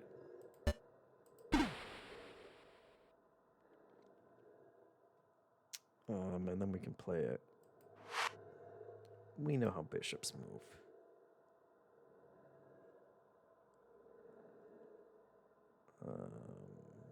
Yeah.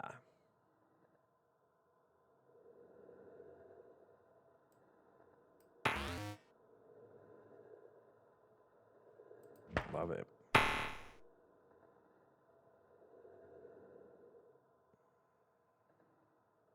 Okay. Didn't see that one coming.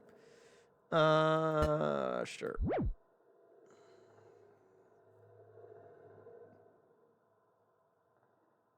Oh. Oh, guess what? Guess what, pal? You can't get my bishop, because you gotta move your stupid king. Love it. Oh, with a bat? Where's that bat going? Okay. Now, as long as we keep the pressure on him.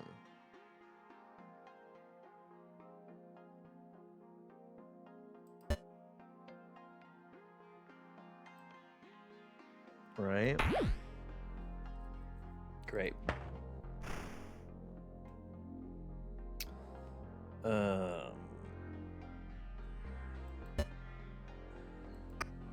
That would be bad.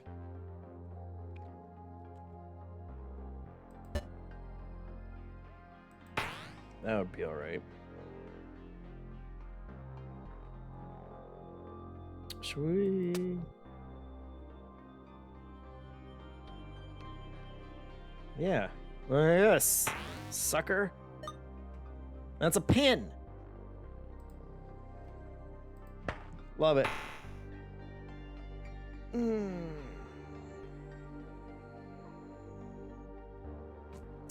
He dealt with our pin pretty good. Kind of boned me on it, actually.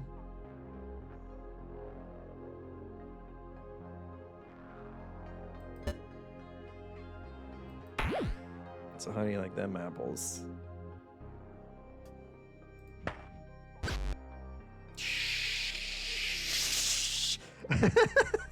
Hey, I never claimed to be good at chess. How did I not see that?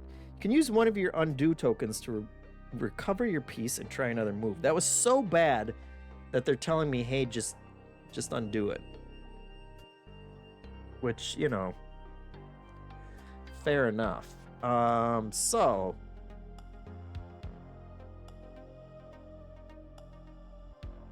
actually,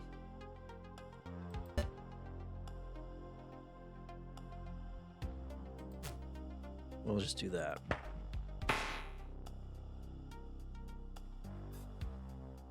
This guy's so good.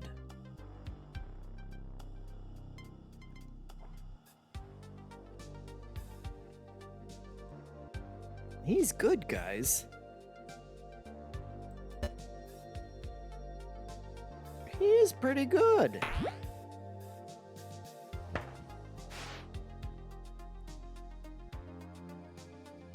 Oh, now he blew it though.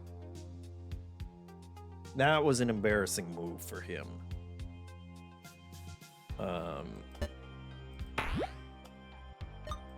Because now he's got no rook. Oh, he can take my rook. Genius! What a genius!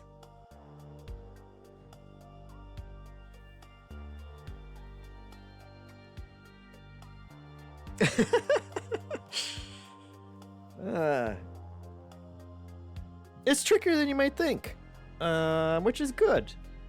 That's good for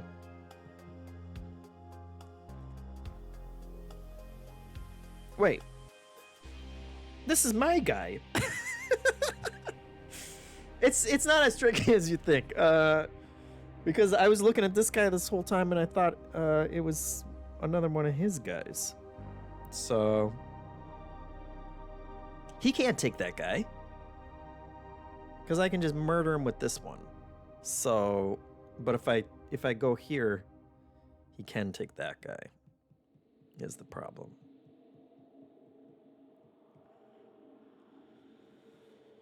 So let's go here.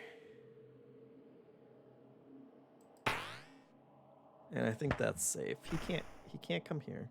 What is this? Ember warning. Embers will appear in 2 turns? What the hell is an ember?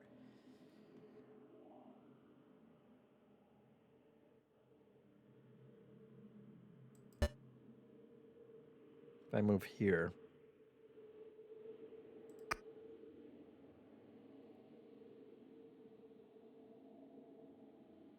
If I move here.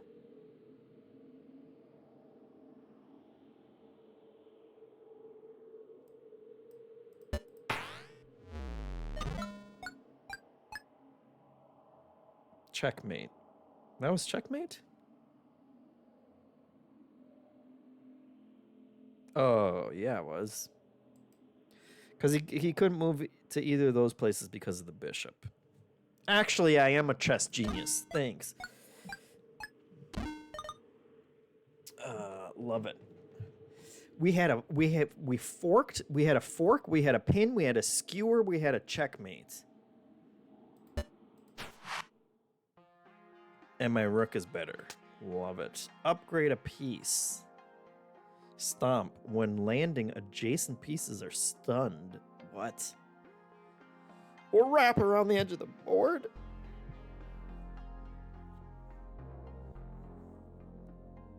Would wrap around the edge of the board be... Would that be helpful? I feel like we stomp one of those guys.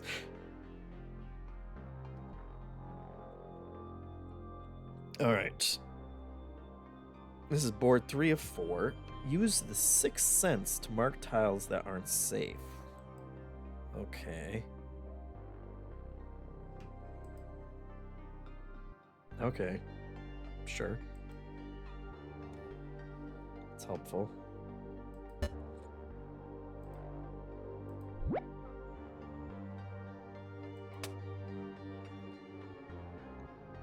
Oh, you're cooked.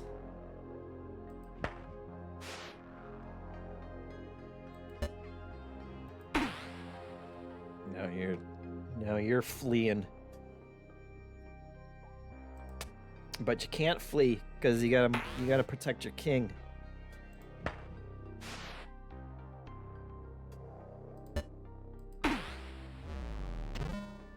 Done. Well, that was easier.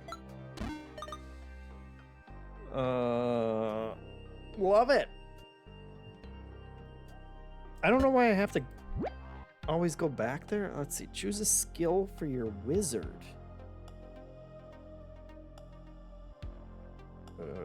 Who's a wizard? Guard. Guard can cast pieces adjacent to the caster. Okay. Or Bog Witch. At the start of battle, add a slime to the player hand. I guess this one is slightly more helpful.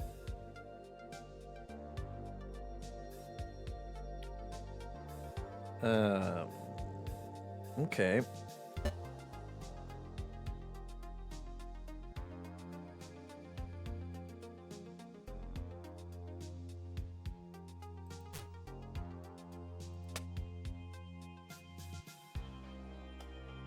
I mean, yeah.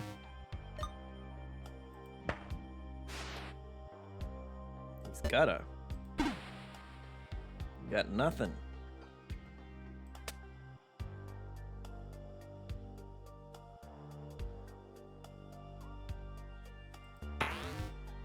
Keep him running.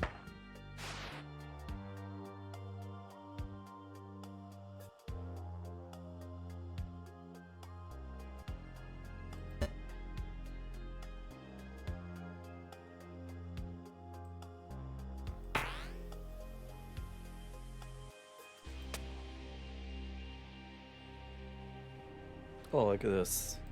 You're done. Checkmate. If only chess was this easy. If Erusius has subscribed. Thank you very much. That's 10 months of subscriptions. We appreciate it, Erusius. Thank you. That checkmate was for you. It would be way easier in chess if you could just add pieces out whenever at the end of every one of your turns. Let's see Carl Magnuson do that. So how much do we have money? Oh, we got 46 coins. Let's see. Power Spawn. Can be cast onto any tile, not just one your wizard can see. Oh. Well, that sounds broken.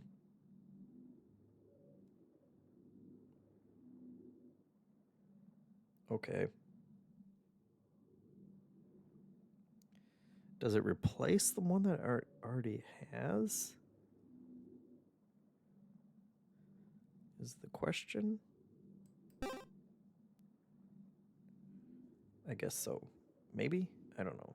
No, it doesn't. Love it. First boss.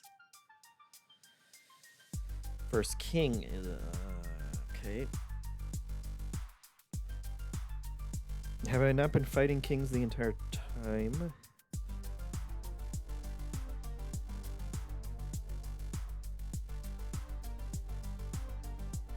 Okay, now see, here's the question. I'll move there, whatever. This should, when landing is the question. Does putting it out count as landing?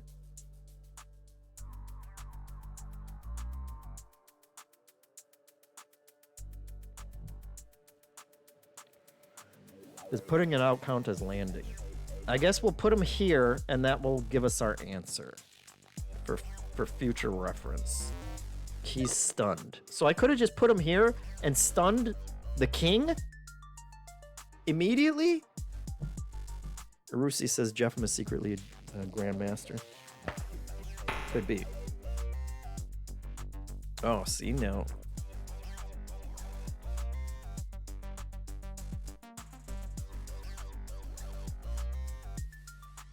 Now he's getting nasty at me. Now, can I...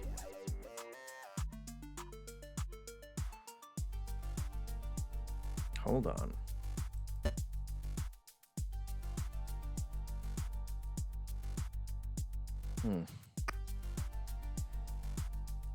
Move here. Spawn a guy here. Because he's not going to be able to take him, because he's in check.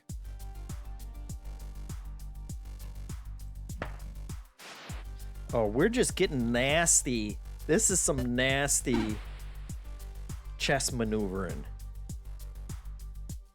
This is... I feel gross about that.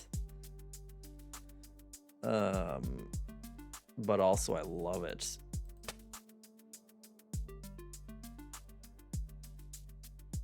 Yeah, there's no reason not to.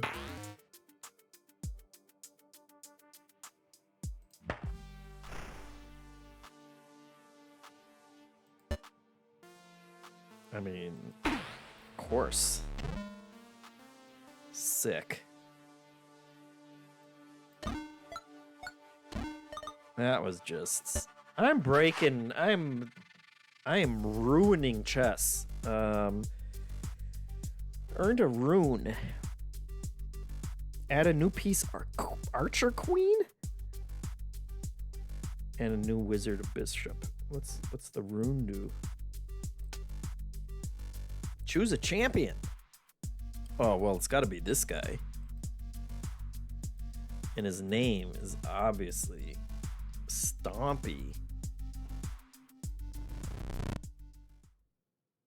Please drag and place your most important pieces.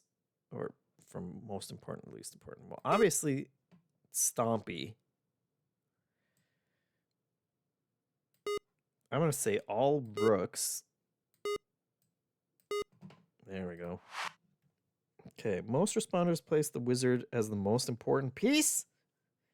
Which statement describes why you did not rate the wizard as the most important piece? Are they doing psychological experiments on me? King least important. Erusius is also questioning. Yeah, because I didn't do anything with him. I just got to keep him safe. I mean, technically, I know if you lose him, you lose the game, but I'm offense, baby. I'm not worrying about defense. I value others more than myself. No piece should be more valuable. That's a bold lie. It's none of these. It's because I'm playing offense. Which statement describes why you raid your rook? The rook is my friend. Reasons are my own. Worry about yourself. He's clearly the strongest piece. That Stompy is the strongest piece. At least.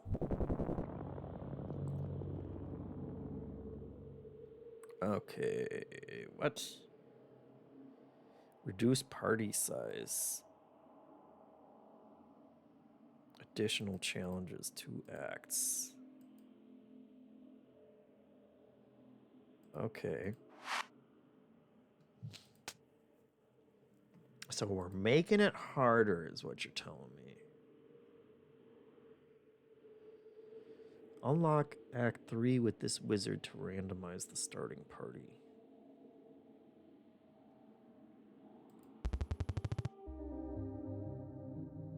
All right. Now, what's this lady do? Archers must move normally and can move to but not attack adjacent tiles.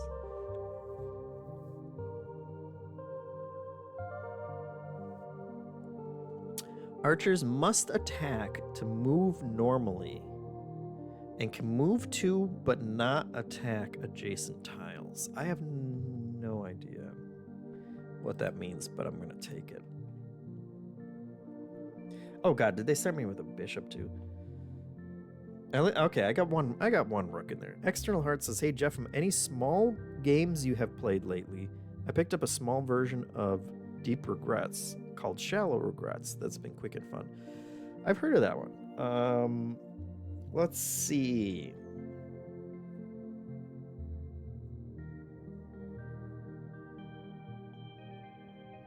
I just got a couple small games. I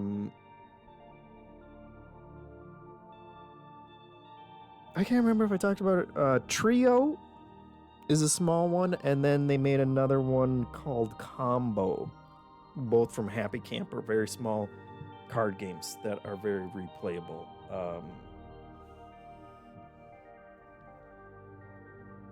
And I feel like there's been others, but haven't gotten much played recently. But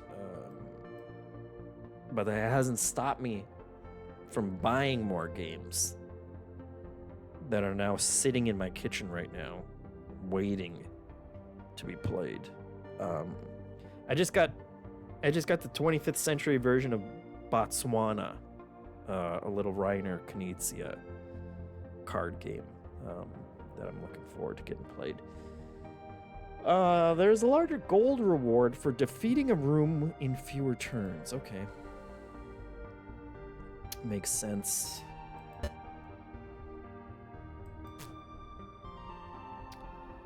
And we will immediately question your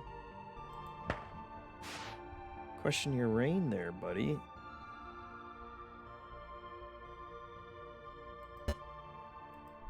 Let's see how this lady works.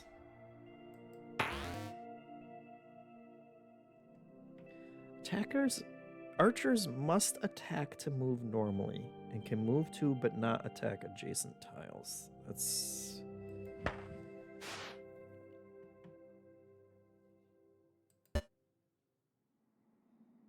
I'm so confused by that.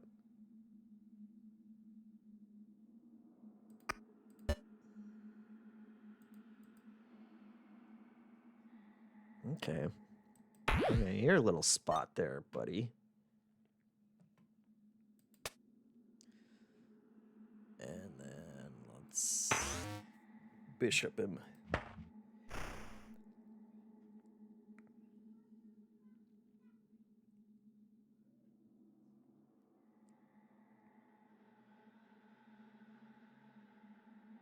Undo token. I can just pick up an undo token.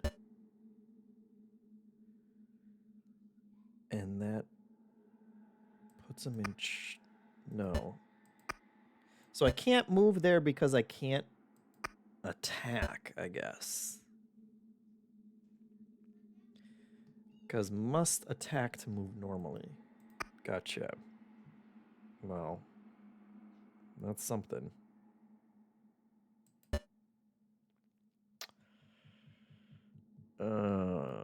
Okay.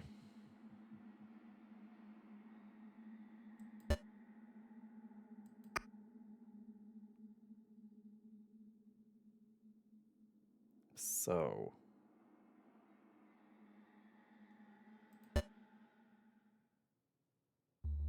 Or I can just move one space.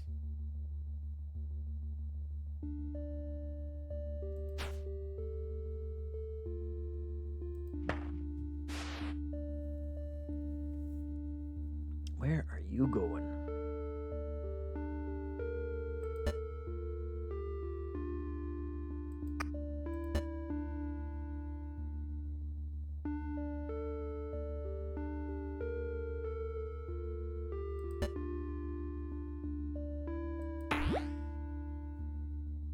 Still got him.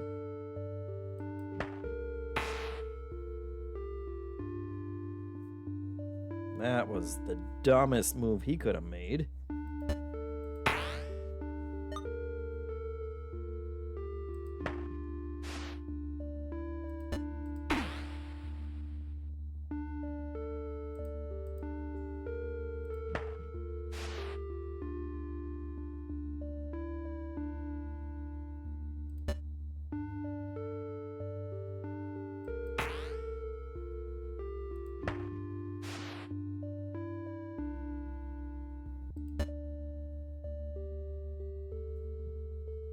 And I can't...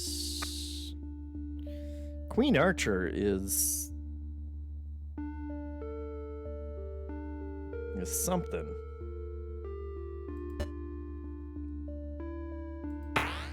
Okay.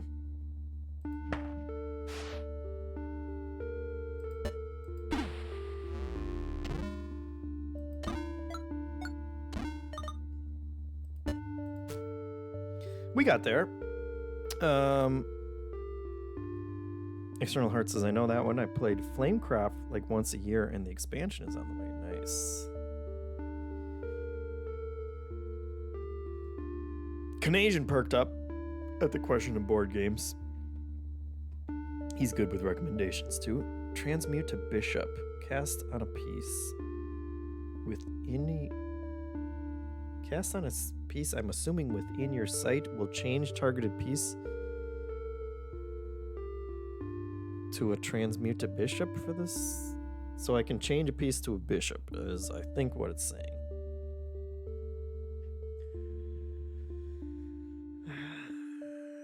Sure. Let's try it.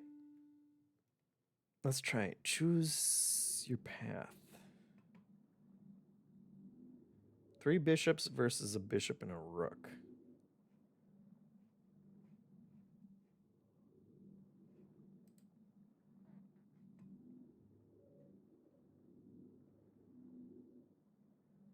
It's a lot of bishops.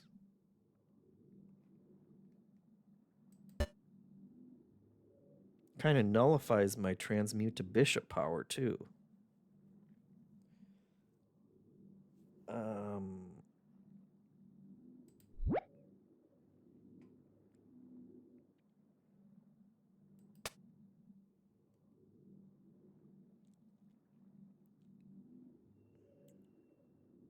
What's this guy's deal? Grant's choice was spell on capture.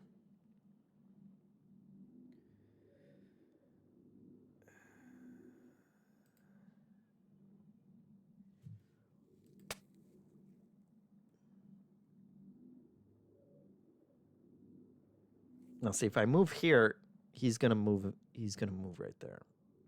Because she can't capture in the purple zone. And that would be a disaster. So we don't want her. We want him, and we want him to go there. He might move. He could move someplace like there. Yeah.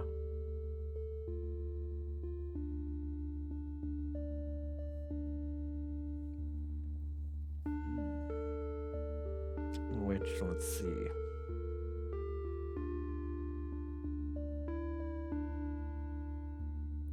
We could take him, and then we could put... We could put our Queen Archer out here, I think.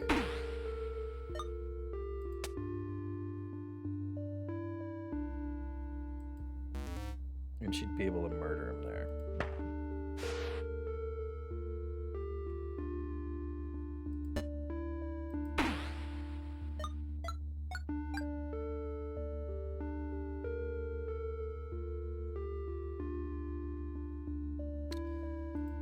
And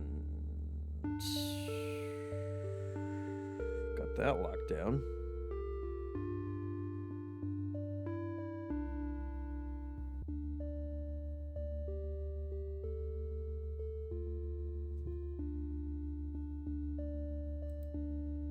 Let's just wait.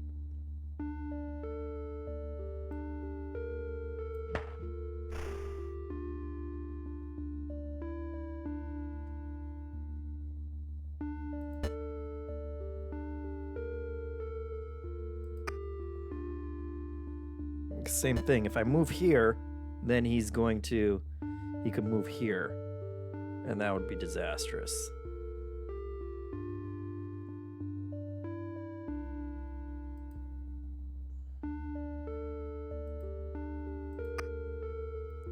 So, if I move here,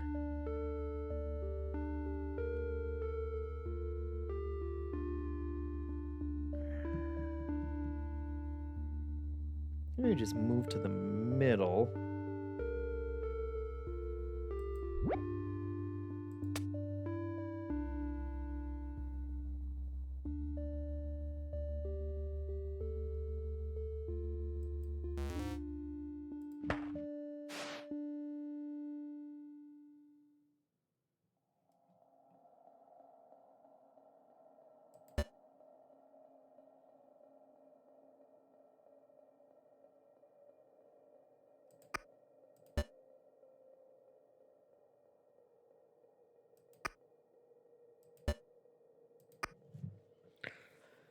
I don't love anything about this.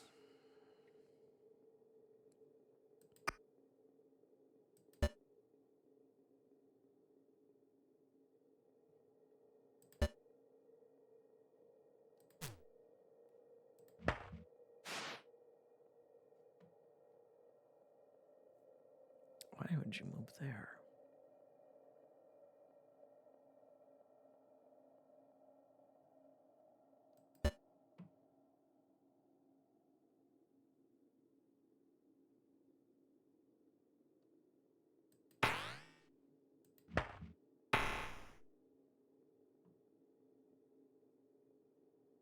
Okay.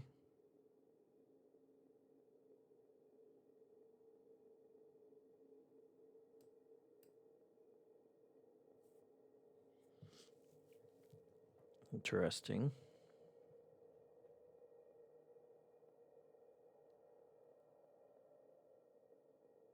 Don't love it.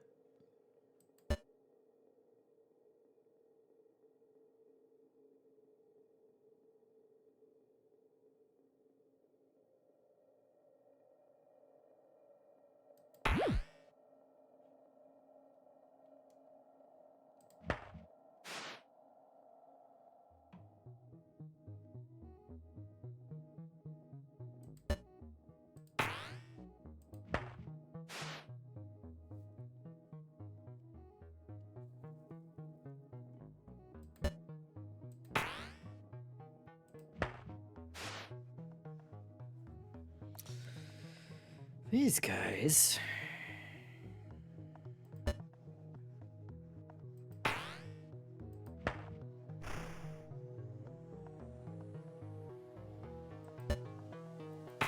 I don't know what these guys are gonna do, but I'm a little scared. Oh my god.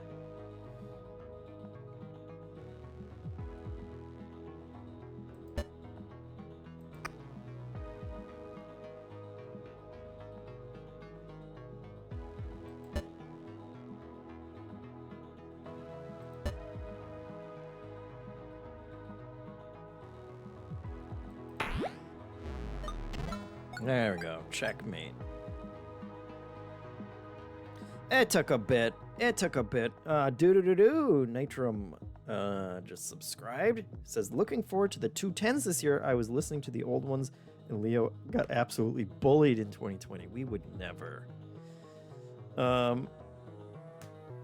Canadian says, any opinion on Flip 7 being nominated for the Spiel des Jahres this year? I like Flip 7. I have a copy of it. It's a little weird because Flip 7 is very close to Pairs, which is the same kind of deck, and one of the main. I mean, Pairs is kind of a deck of cards that goes 1/1, 2/2s, 3/3s, like that, which is what Flip 7 also has, And so there are a bunch of games made for a Pairs deck, and one of them is very similar to what Flip 7 is. Flip 7 adds a couple power cards to it, and a point system. So if it feels a little... I mean, Spiel des Jahres, it's usually the main category are very light games. And so that doesn't feel too far... out of the realm. But it does feel a little like... I was surprised when I started seeing Flip 7, reviews and stuff. It was like, nobody's pointing out that this is just like Pairs, with just like a little bit of a different scoring system and a few cards. The Rebel Princess to Hearts, what Pairs is to Flip 7, Canadian says. Yeah, absolutely. But it's a good game. I got that one. I enjoy that one. I haven't seen what the other ones are that it's up against. But Nitrum says, to be fair, Leo didn't like The Last of Us Part 2, Hades, or Ghosts of Tsushima, so he kind of deserved it. I assume he only played Hitman that year. Okay, wrap or converter. What does converter do? When capturing, convert to the captured piece type. I don't know about that. Wrap around the edges of the board.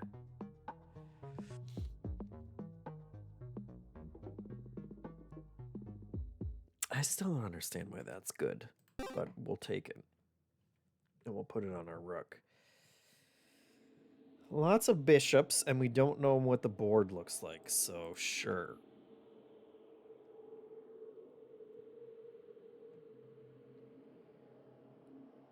I don't like bishops.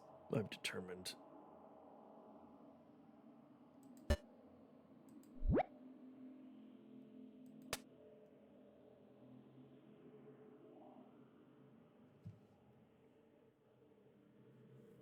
So I can wrap around. I guess I could go here and then I could pop up here.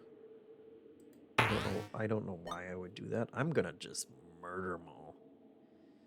There. Well, or I'm gonna get checkmated.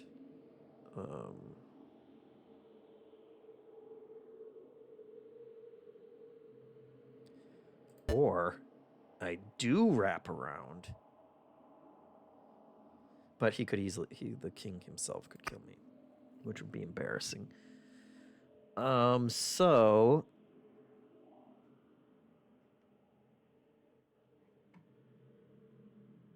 it's interesting.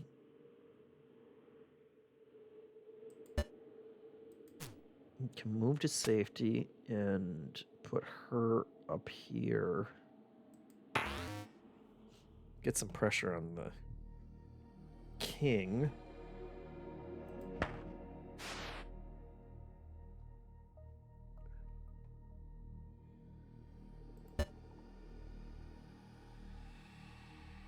start mopping up. These suckers. More pressure. Love it. Ugh.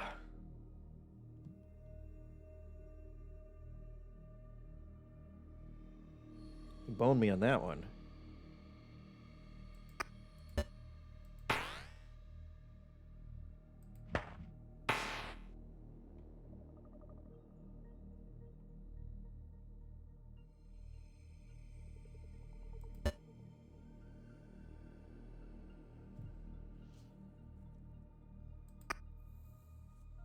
Now, let's see.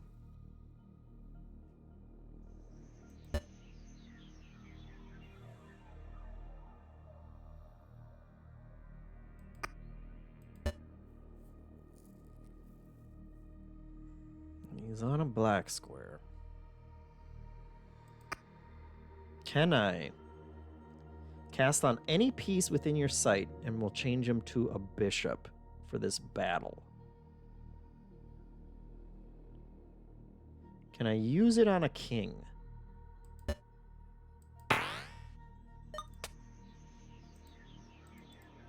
No, you cowards. They said any. They said any piece. They should have said any one of your pieces. Oh, Canadian says winner was announced a while. See if you can guess it. Flip 7 Bomb Busters or Crackle Oracle. And Canadian might not be here. I think I did hear it, and I think it was Bomb Busters, if I'm not mistaken. Okay, so they screwed me on the rules. I would like to stay on offense. Wait, he can't get my rook. If he tries to get my rook, my archer queen murders him. So don't even pretend.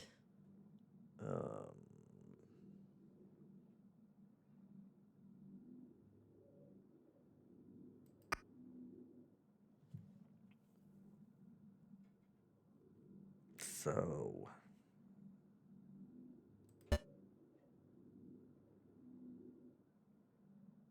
I'm just gonna move down here for now. Lovely. Oh. Yeah, no.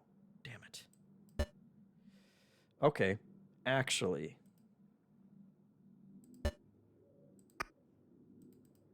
Oh, I can't use this spell until after my...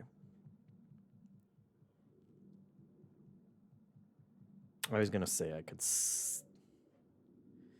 do the old spell and turn her into an actual useful piece, but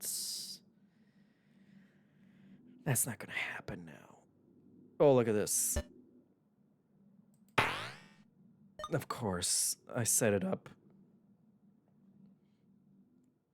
I wasn't actually thinking about it, but I did set it up unwittingly. Let's see, where can he go? He can go here, or there, or there. So let's change her.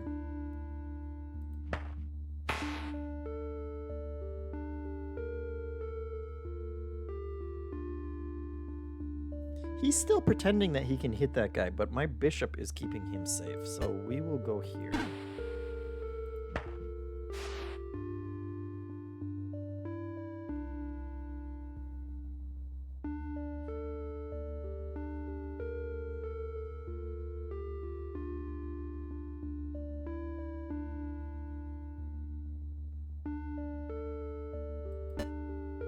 And then I can move here because the bishop is protecting him there as well. And if he moves out of the way, I get the other bishop.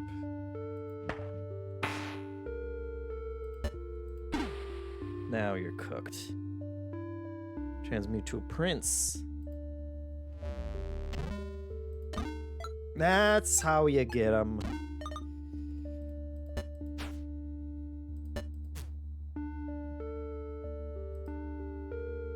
Okay, choose a skill. Magic Aura.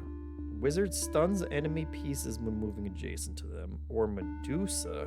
At the start of a battle, sacrifice a spell to turn any piece onto the board into a statue.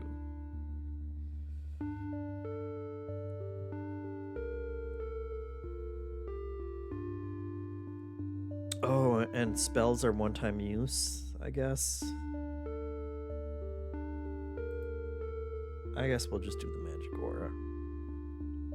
I am tired of bishops, but also it's an open board, so I think we'll take that one. There we go. That's a lot of bishops.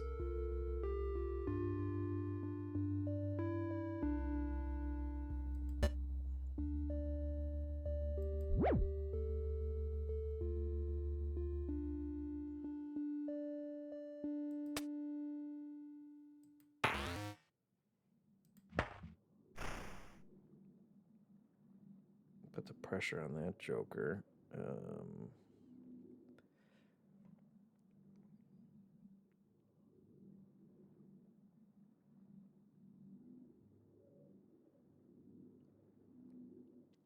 Now here's a question.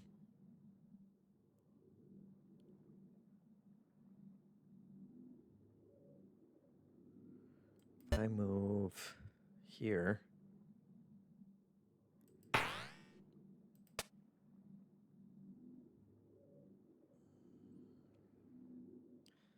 then I can keep him safe that way.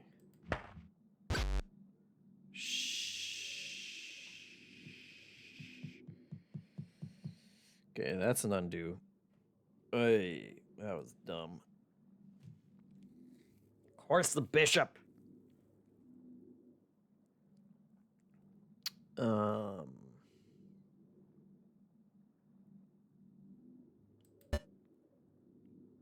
So how about that? Except we go here and then block with the queen. With the queen. Oh man, I'm forking everybody. I just forked the whole enemy board.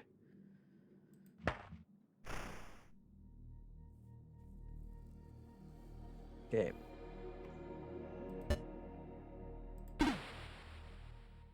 One bishop down.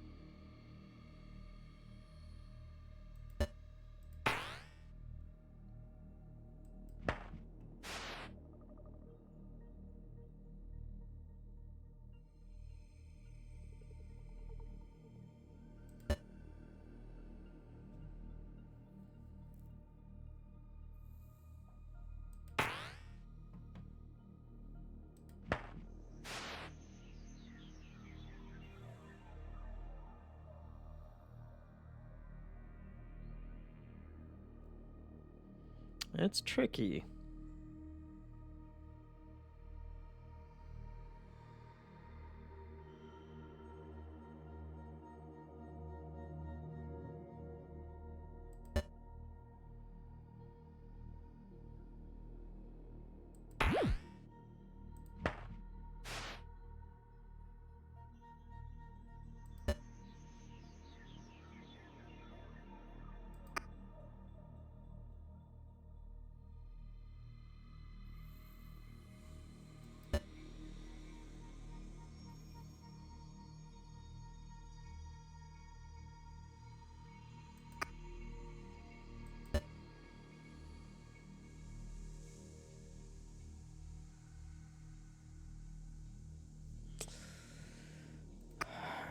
I don't like having...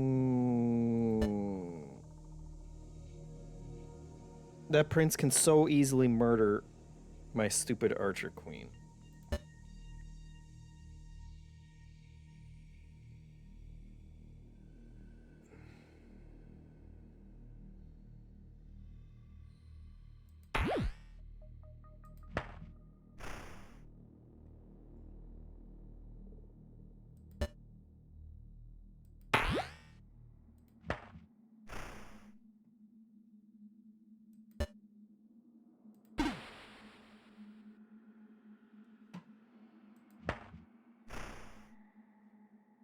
Hello.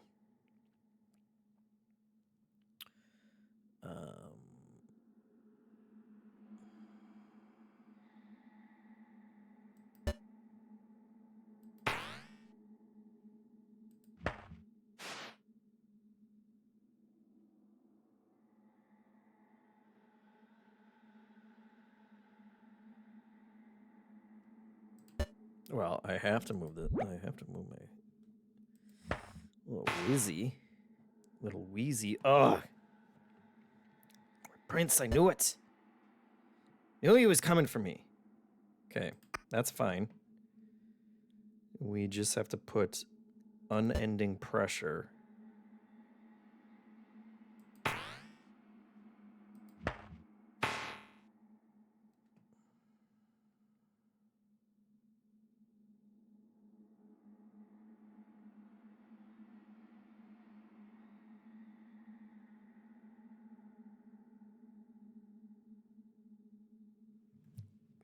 That was a good move.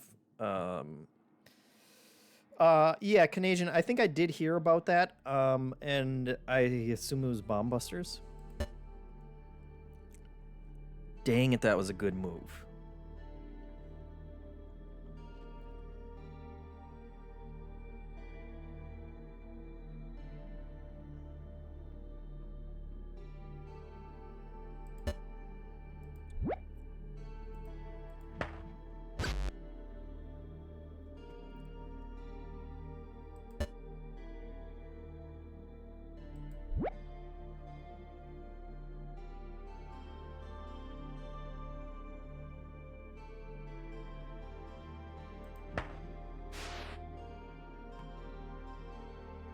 Cataclysm's coming for me. It's not good.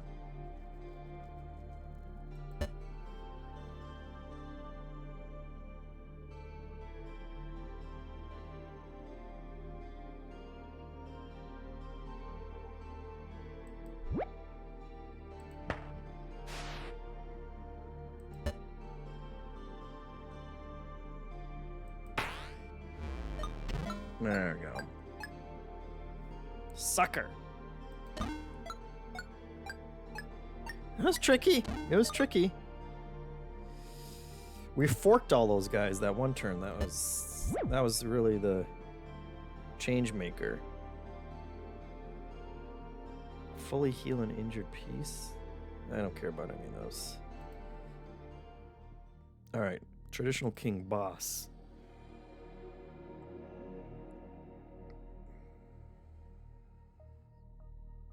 Oh my god, he's got a lot of guys.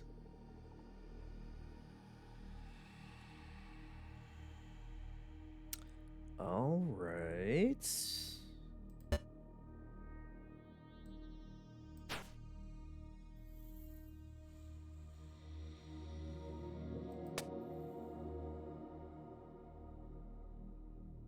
Oh, transmute. So I can do it on... Okay, I can do it on enemy pieces, just not, you know.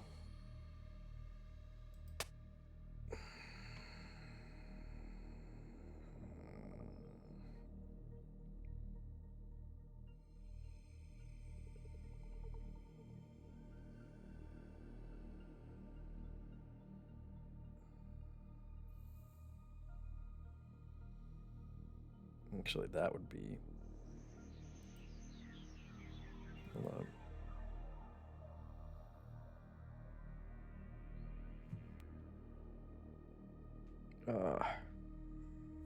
They've started me in the perfect spot. for screwing me, because I want to put my rook. Now, how come he can only do it forward? You cannot where he can't see, so anything behind him. Oh, that's interesting. That's an interesting concept. So if he was down here, he wouldn't be able to see anywhere?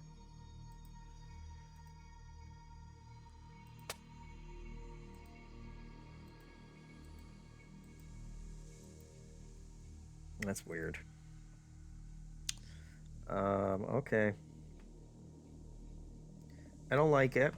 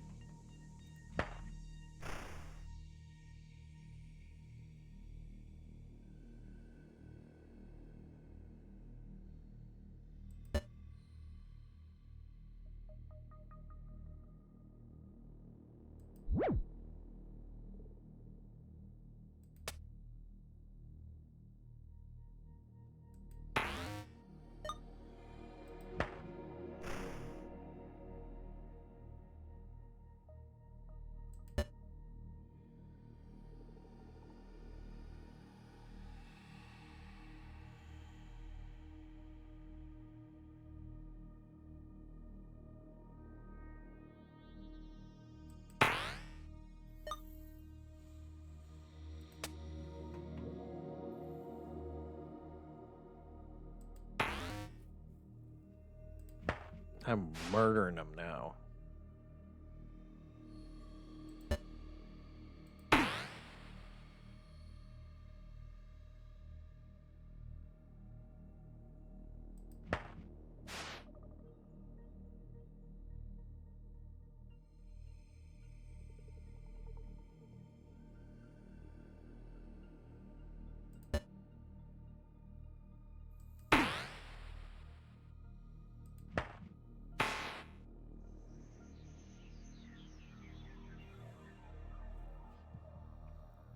Why? Why would you move there?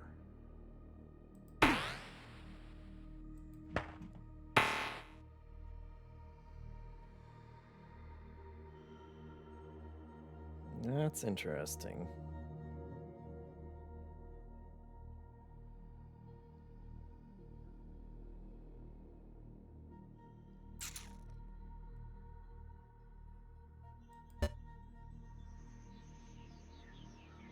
Although, I think that's perfect.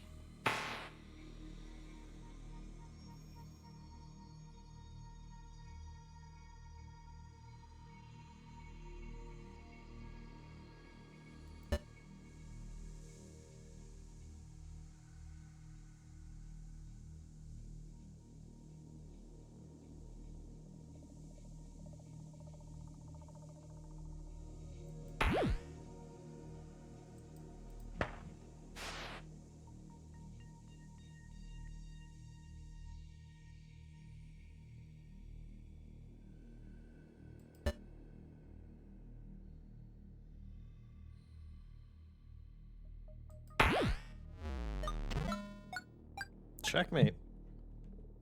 It's that easy. Nitrum says, JeffM, how do you think Microsoft is going to respond to the Steam machine? Like, it kind of ate their lunch as far as the rumors of their future console, albeit the Xbox will be stronger. Yeah, I think they're eating their lunch big time. It's, you know, I don't know what the hell Microsoft is doing at this point to begin with. And I don't know that Microsoft knows what the hell they're doing. And that's like, that's the bigger question, I guess. I don't know what their strategy is for anything. They seem like they have been moving towards more just being software and desperately wanting everyone on the planet to subscribe to Game Pass, which seems more and more like a dubious model to begin with. And they're kind of dash. Attack tiles 2 spaces in any direction.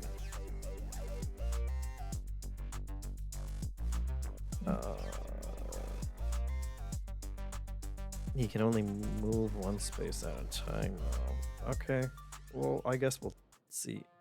Night King is up next. But their whole idea of that they can, you know, now they just want Microsoft to be everywhere and anything is an Xbox and all that kind of stuff. The Steam console feels like, and it's interesting that we look at it as a threat to Microsoft specifically, I guess because Microsoft has more stuff on PC as well and is just kind of floundering at this point to begin with.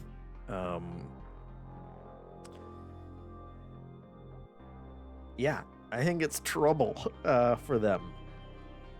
And I'm interested in it. I haven't seen a ton about the specs yet. So I have to check that out, but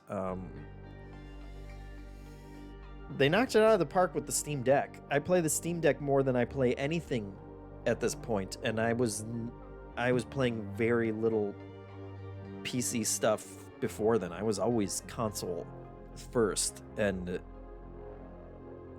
the idea now that, okay, now we're going to come out with a console and all the games that I have are going to also be there.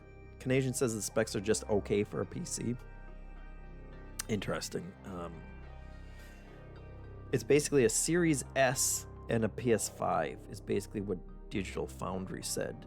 So it won't be like on par with current gen, but a decent entry point for most people. Interesting. I mean, I don't have like the PS5 Pro or anything like that. I don't know that I guess it's more interesting. I guess it has a lot of implications that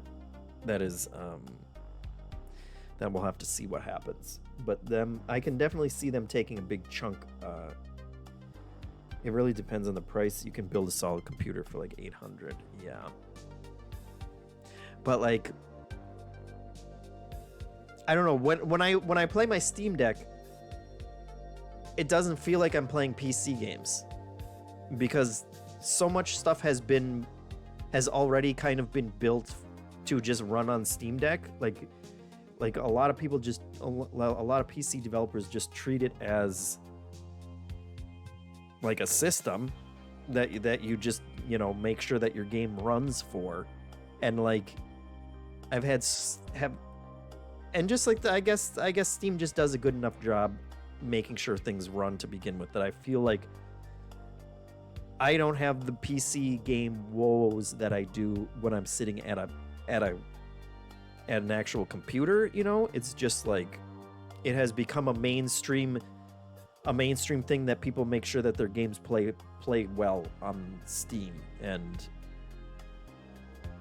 Nitrum says PC gaming is a headache even if it's more cost effective to buy one. People would rather buy a Steam Deck or Steam machine to plug and play. Yeah. Canadian says I'm biased, but PC gaming is easy peasy in my opinion. Yeah. It has certainly gotten better over the years. But I feel like I run into enough problems where I'm like, this is dumb and I don't want to have to worry about drivers. And, like, part of that is also just most PCs are going to be Windows based and Windows sucks. And I hate having to deal with Windows. And that adds a bunch of complications and tech headaches that, I mean, you guys see me trying to get a stream started every week. I can barely get the screen. So I still think it's interesting. And if developers treat the Steam machine like they do the Steam Deck, like that'll be huge. That'll be huge to just be able to do, kind of have that plug and play attitude for games and just have them up on your TV with without having to jump through any other hoops. Natrum says, it seems like Steam knows Microsoft is their direct competitor in this space because they specifically called out being able to put whatever OS you want on it. Yeah, they always kind of do that, and they are very cool about that. And they say it every time. Oh, I just clicked out of the game that I'm not playing, even though I'm supposed to be. They're always cool about not blocking that kind of stuff. And one of the reasons I also like Steam Deck is you can go into desktop mode and install whatever else you want on it, kind of outside of the Steam ecosystem, and it's great for retro games and all kinds of that stuff. And so I don't know if any company's going to do it. It's probably going to be Valve. Yeah. So it'll be interesting. Did I miss another? It keeps crashing when it keeps stopping when I do that. Natrum had earlier said, agreed, I think if they could wave a wand, they'd make people forget they ever made consoles and just become the biggest third-party publisher and storefront platform like Epic or Steam. Natrum says about Microsoft. Yeah, but I don't know that they can pull it off either. So they're in a very weird spot, and they haven't helped themselves with a lot of the choices that they've made and PR messes and all of the layoffs and everything that just make people not want to support them in the first place.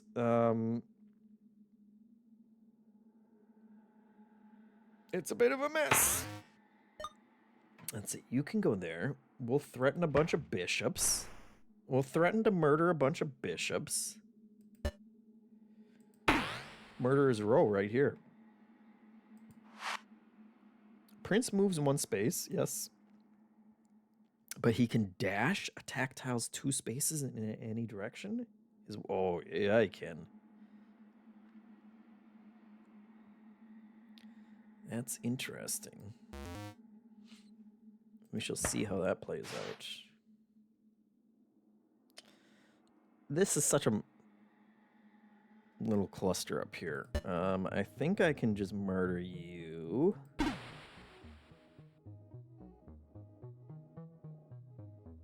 Yeah, we good.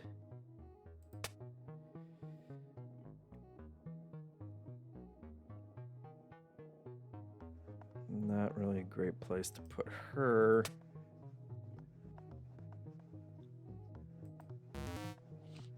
Put a bishop out, I guess.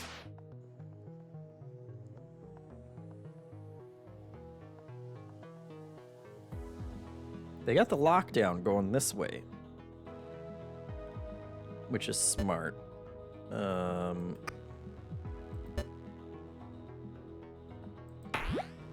Not really smart enough, though, I don't think.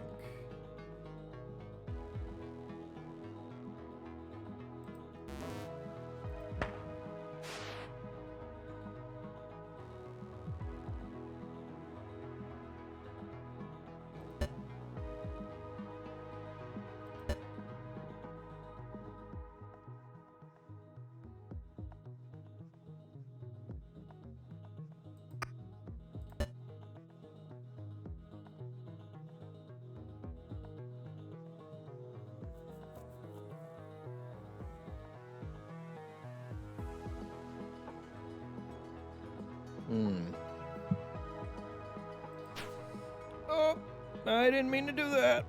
Undo.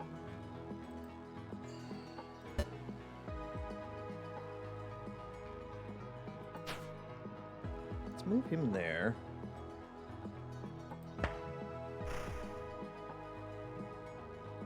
They seem like they're trying to close in to do something, but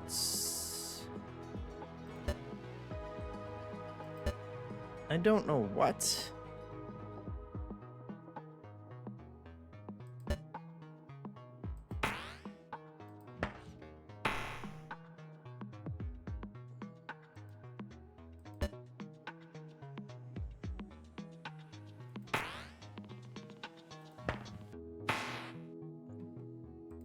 Oh, now you done it.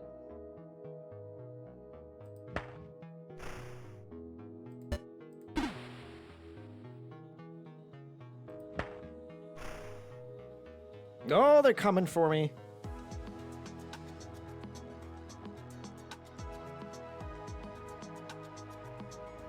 That's not a great place for it to start coming in.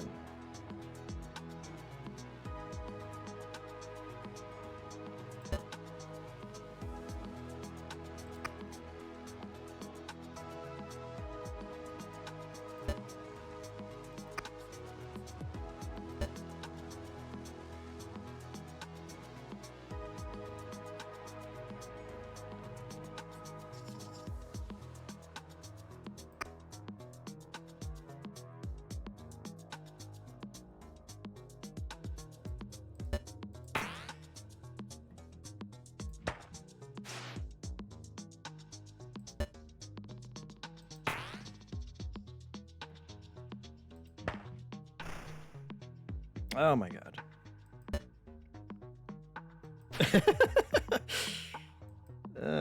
Not great.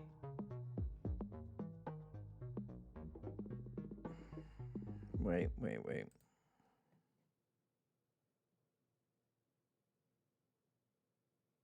Well, I guess even if we force it, we still gotta move her.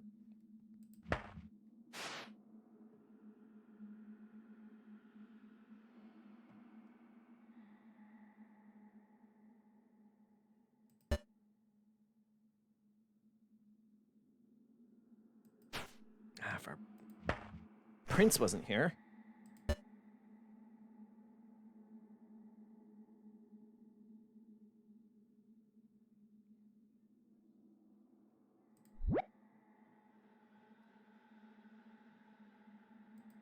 Oh god, we're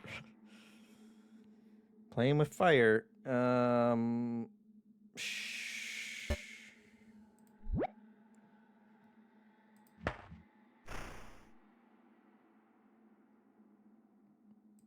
Oh my god.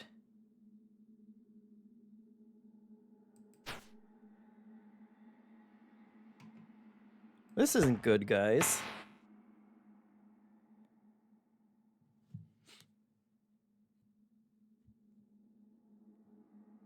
Gonna try and do my rook like that.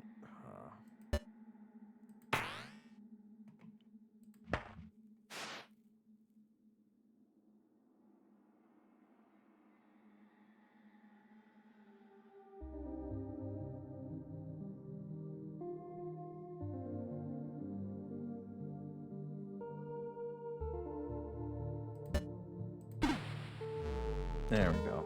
There it was. It was hiding there.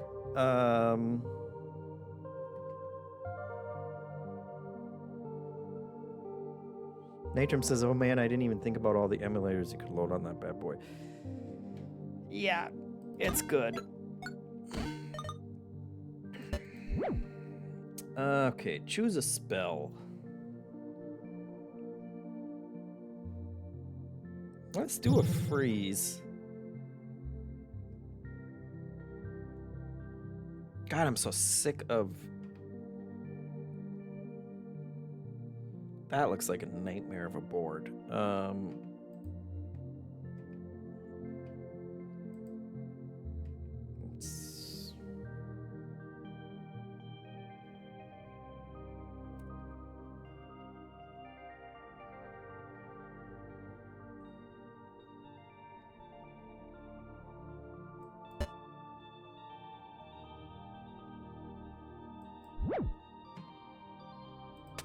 Oh, I love this.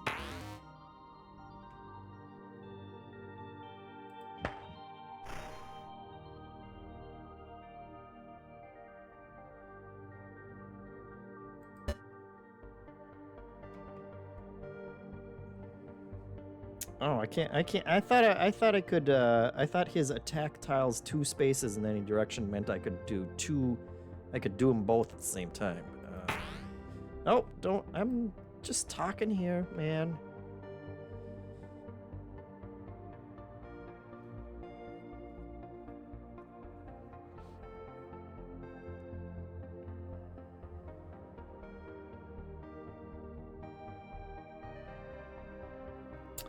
Let's see.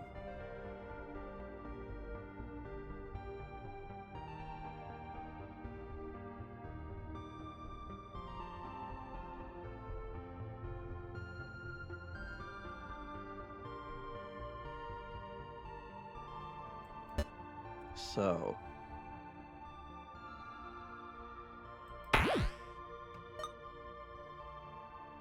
Oh, he can move. So he can move too now? And that does put that guy puts the king in check. Hold on.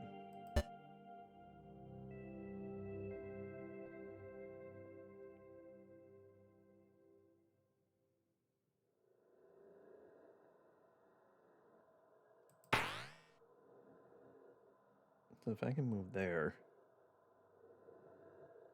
He can't move there or there with the king. He could move down here. Or he could move the bishop up to sacrifice him.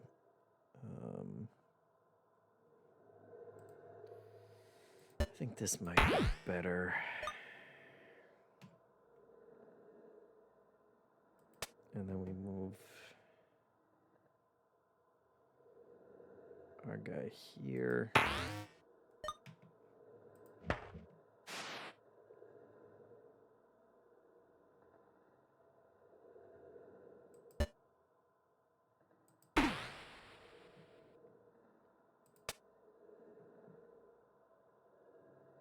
Now we can get him like that.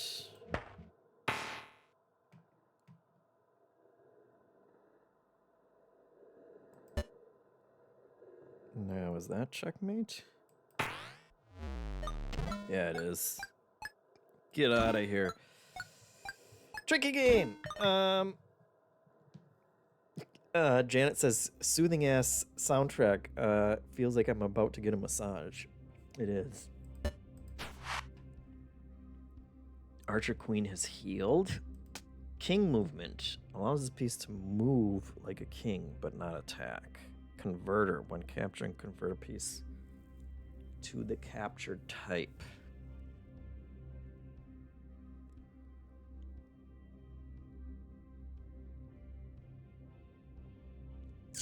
Ugh. Maybe just anything to turn a bishop into anything else other than a bishop.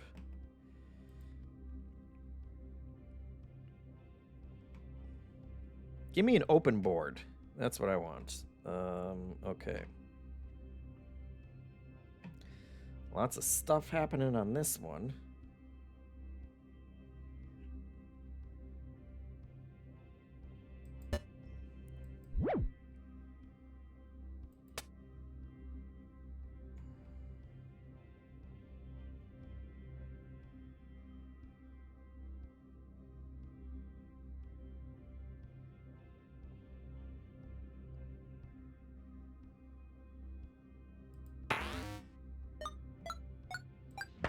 Just put him out.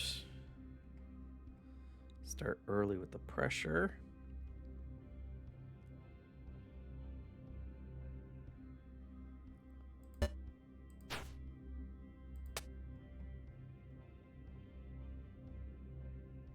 Actually, we can go here, can't we? Nope, that's his bishop. That would be bad. Then hold on.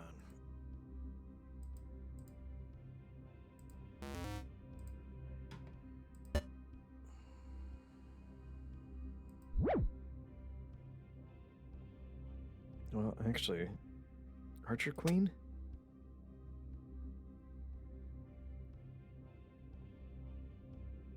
Archer Queen better?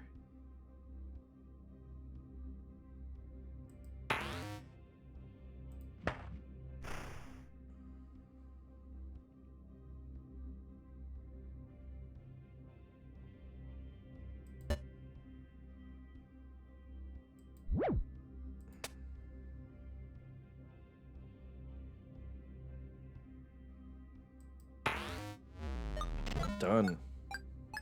Get out of here. Relentless.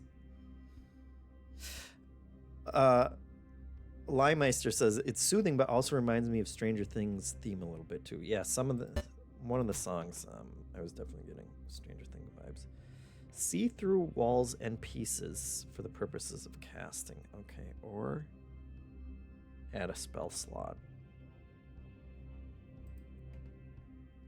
I guess seeing through stuff helps. Gee, mystery, or just mystery? Let's do it. That's a lot of rooks.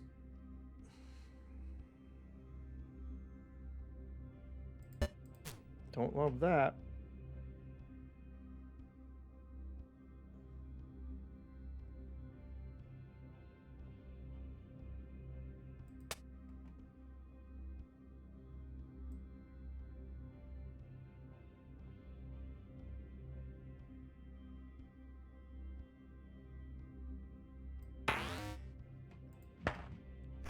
I think we do that.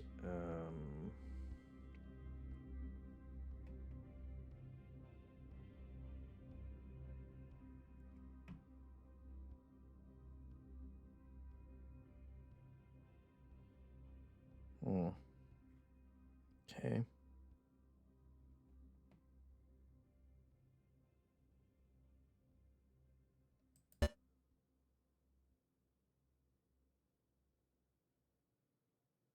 Can we...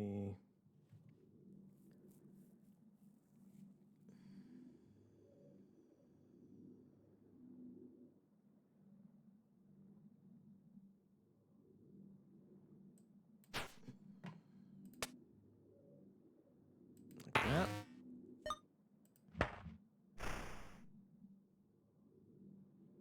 These guys are just trouble up there.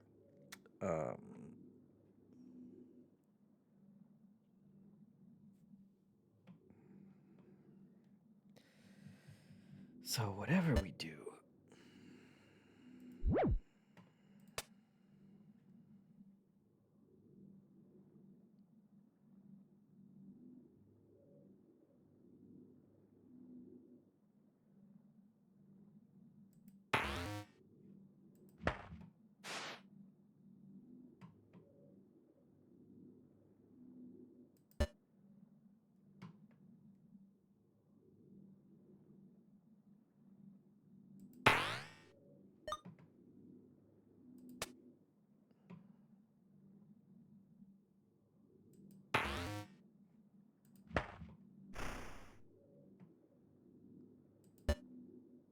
The strategy really is just spam as many pieces out and hope that I'm getting checkmate somehow.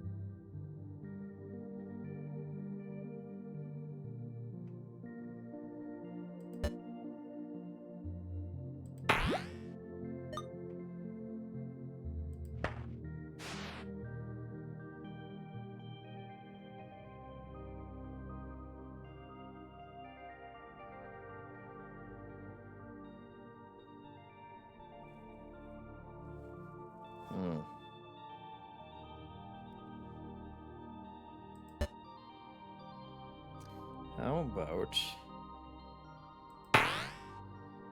here? Oh, line of sight with my wizard! Okay, well, undo that then.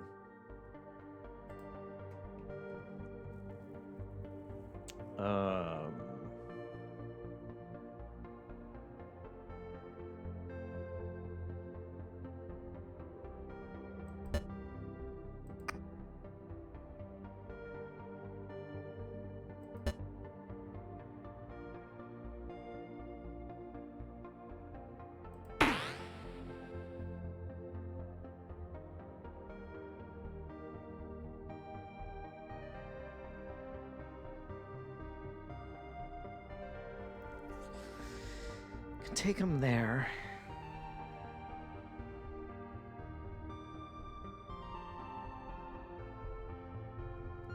Which I don't love.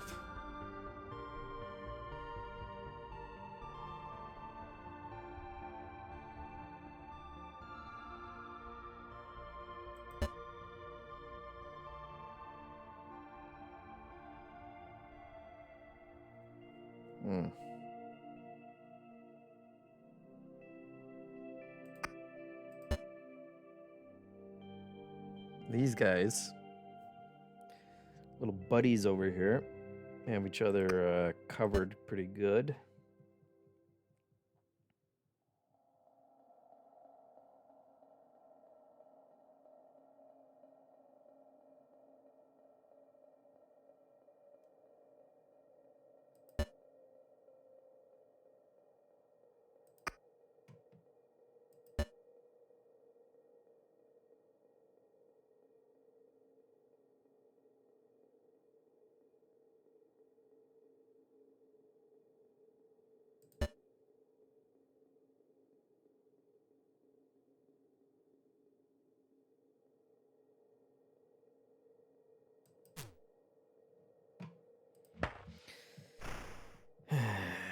And now they're coming for my queen again. Of course.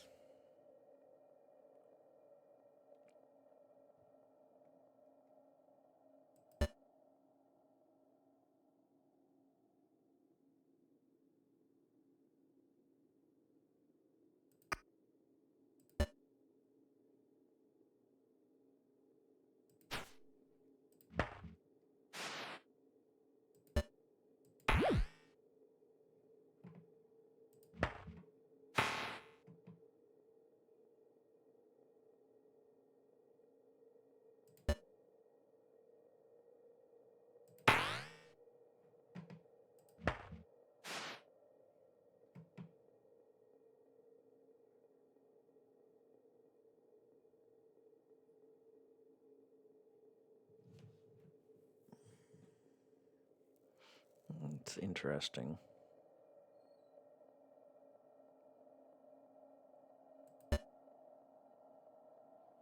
Could take him.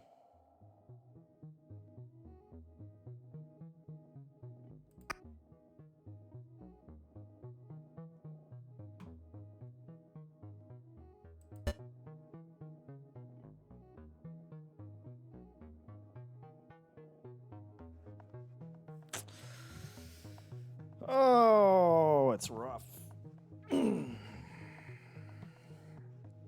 Move here, that puts him in check. He could get me with just moving the prince. That would line up with the queen, which would put him in check again, but he could just step next to her.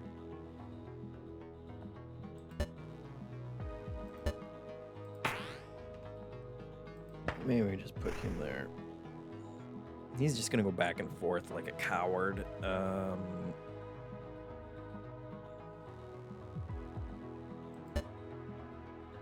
But we can move here, and the rook saves him. And that's it. That's checkmate. Done!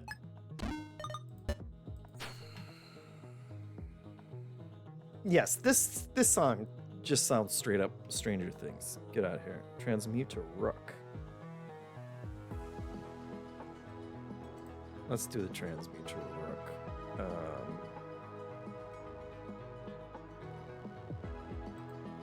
Yeah.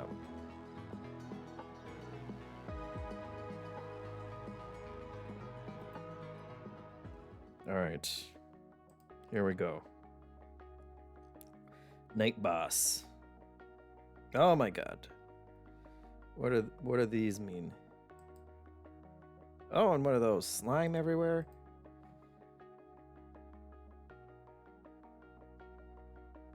Lightning. Any piece that can be attacked at the beginning of the turn will be captured. Any piece that can be attacked at the beginning of the turn will be captured. Holy crap. That sounds bad. That's a lot of horsies. Oh,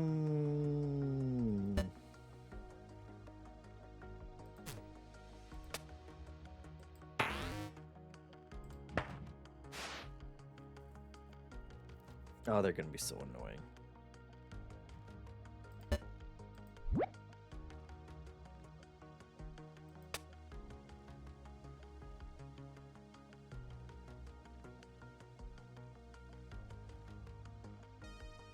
And those stop movement.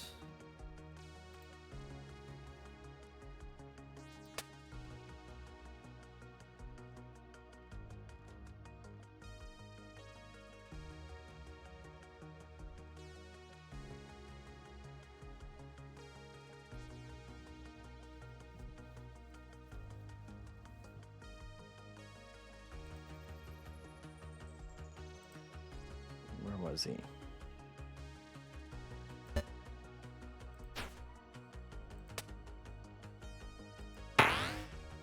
There we go.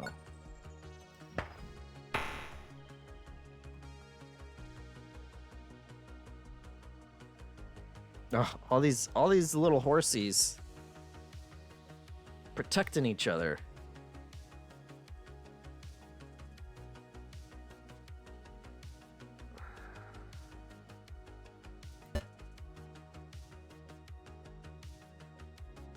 Including that one.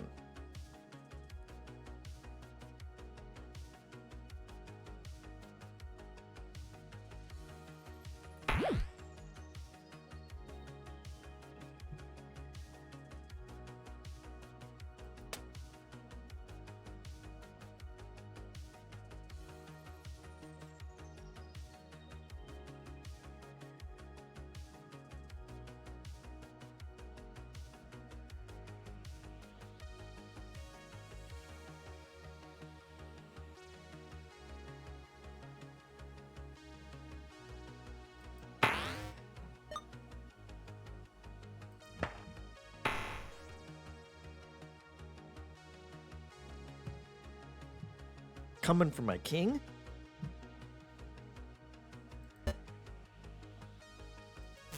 This is rough.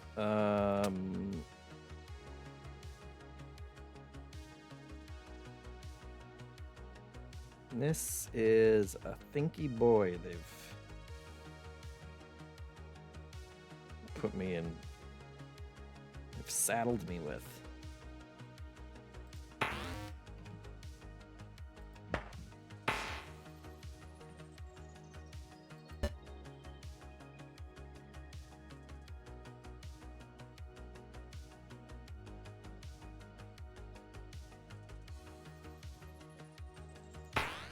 Oh, no. I was just clicking.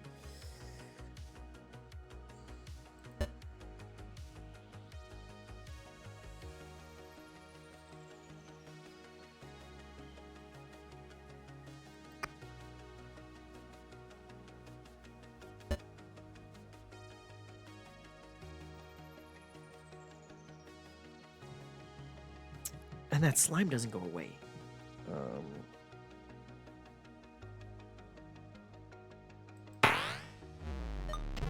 Oh. Okay. How was that checkmate? Oh, because the bishop could get him here. Okay, well. Exactly as I planned. That was brilliant if I do say so myself. Grandmaster play there. Let's see. Were any of these...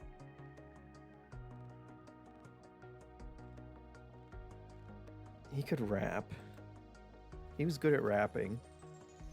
I think the prince, who we're gonna call... oh, I can't do... I can't do special characters. Fine. Stabby.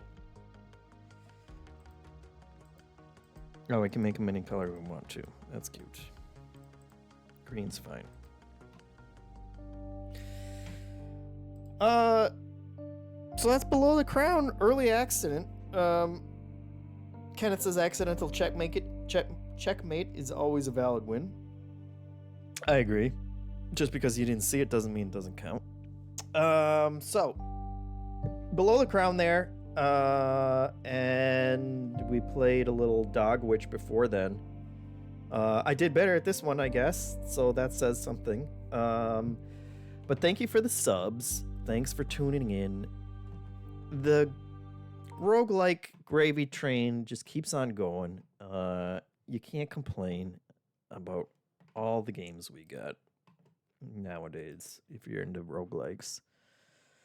And a lot of fun. So, thanks for watching. I will see you next week. I'm sure I will have more roguelikes or some other nonsense. I'm going to send you to Ellie Joy Panic says it's her birthday and 7-year stream anniversary. So go say hi to her and happy birthday. And we'll see you next time. Thanks for watching. Bye. And bye right now. And bye right now. And go right now. All right. See ya.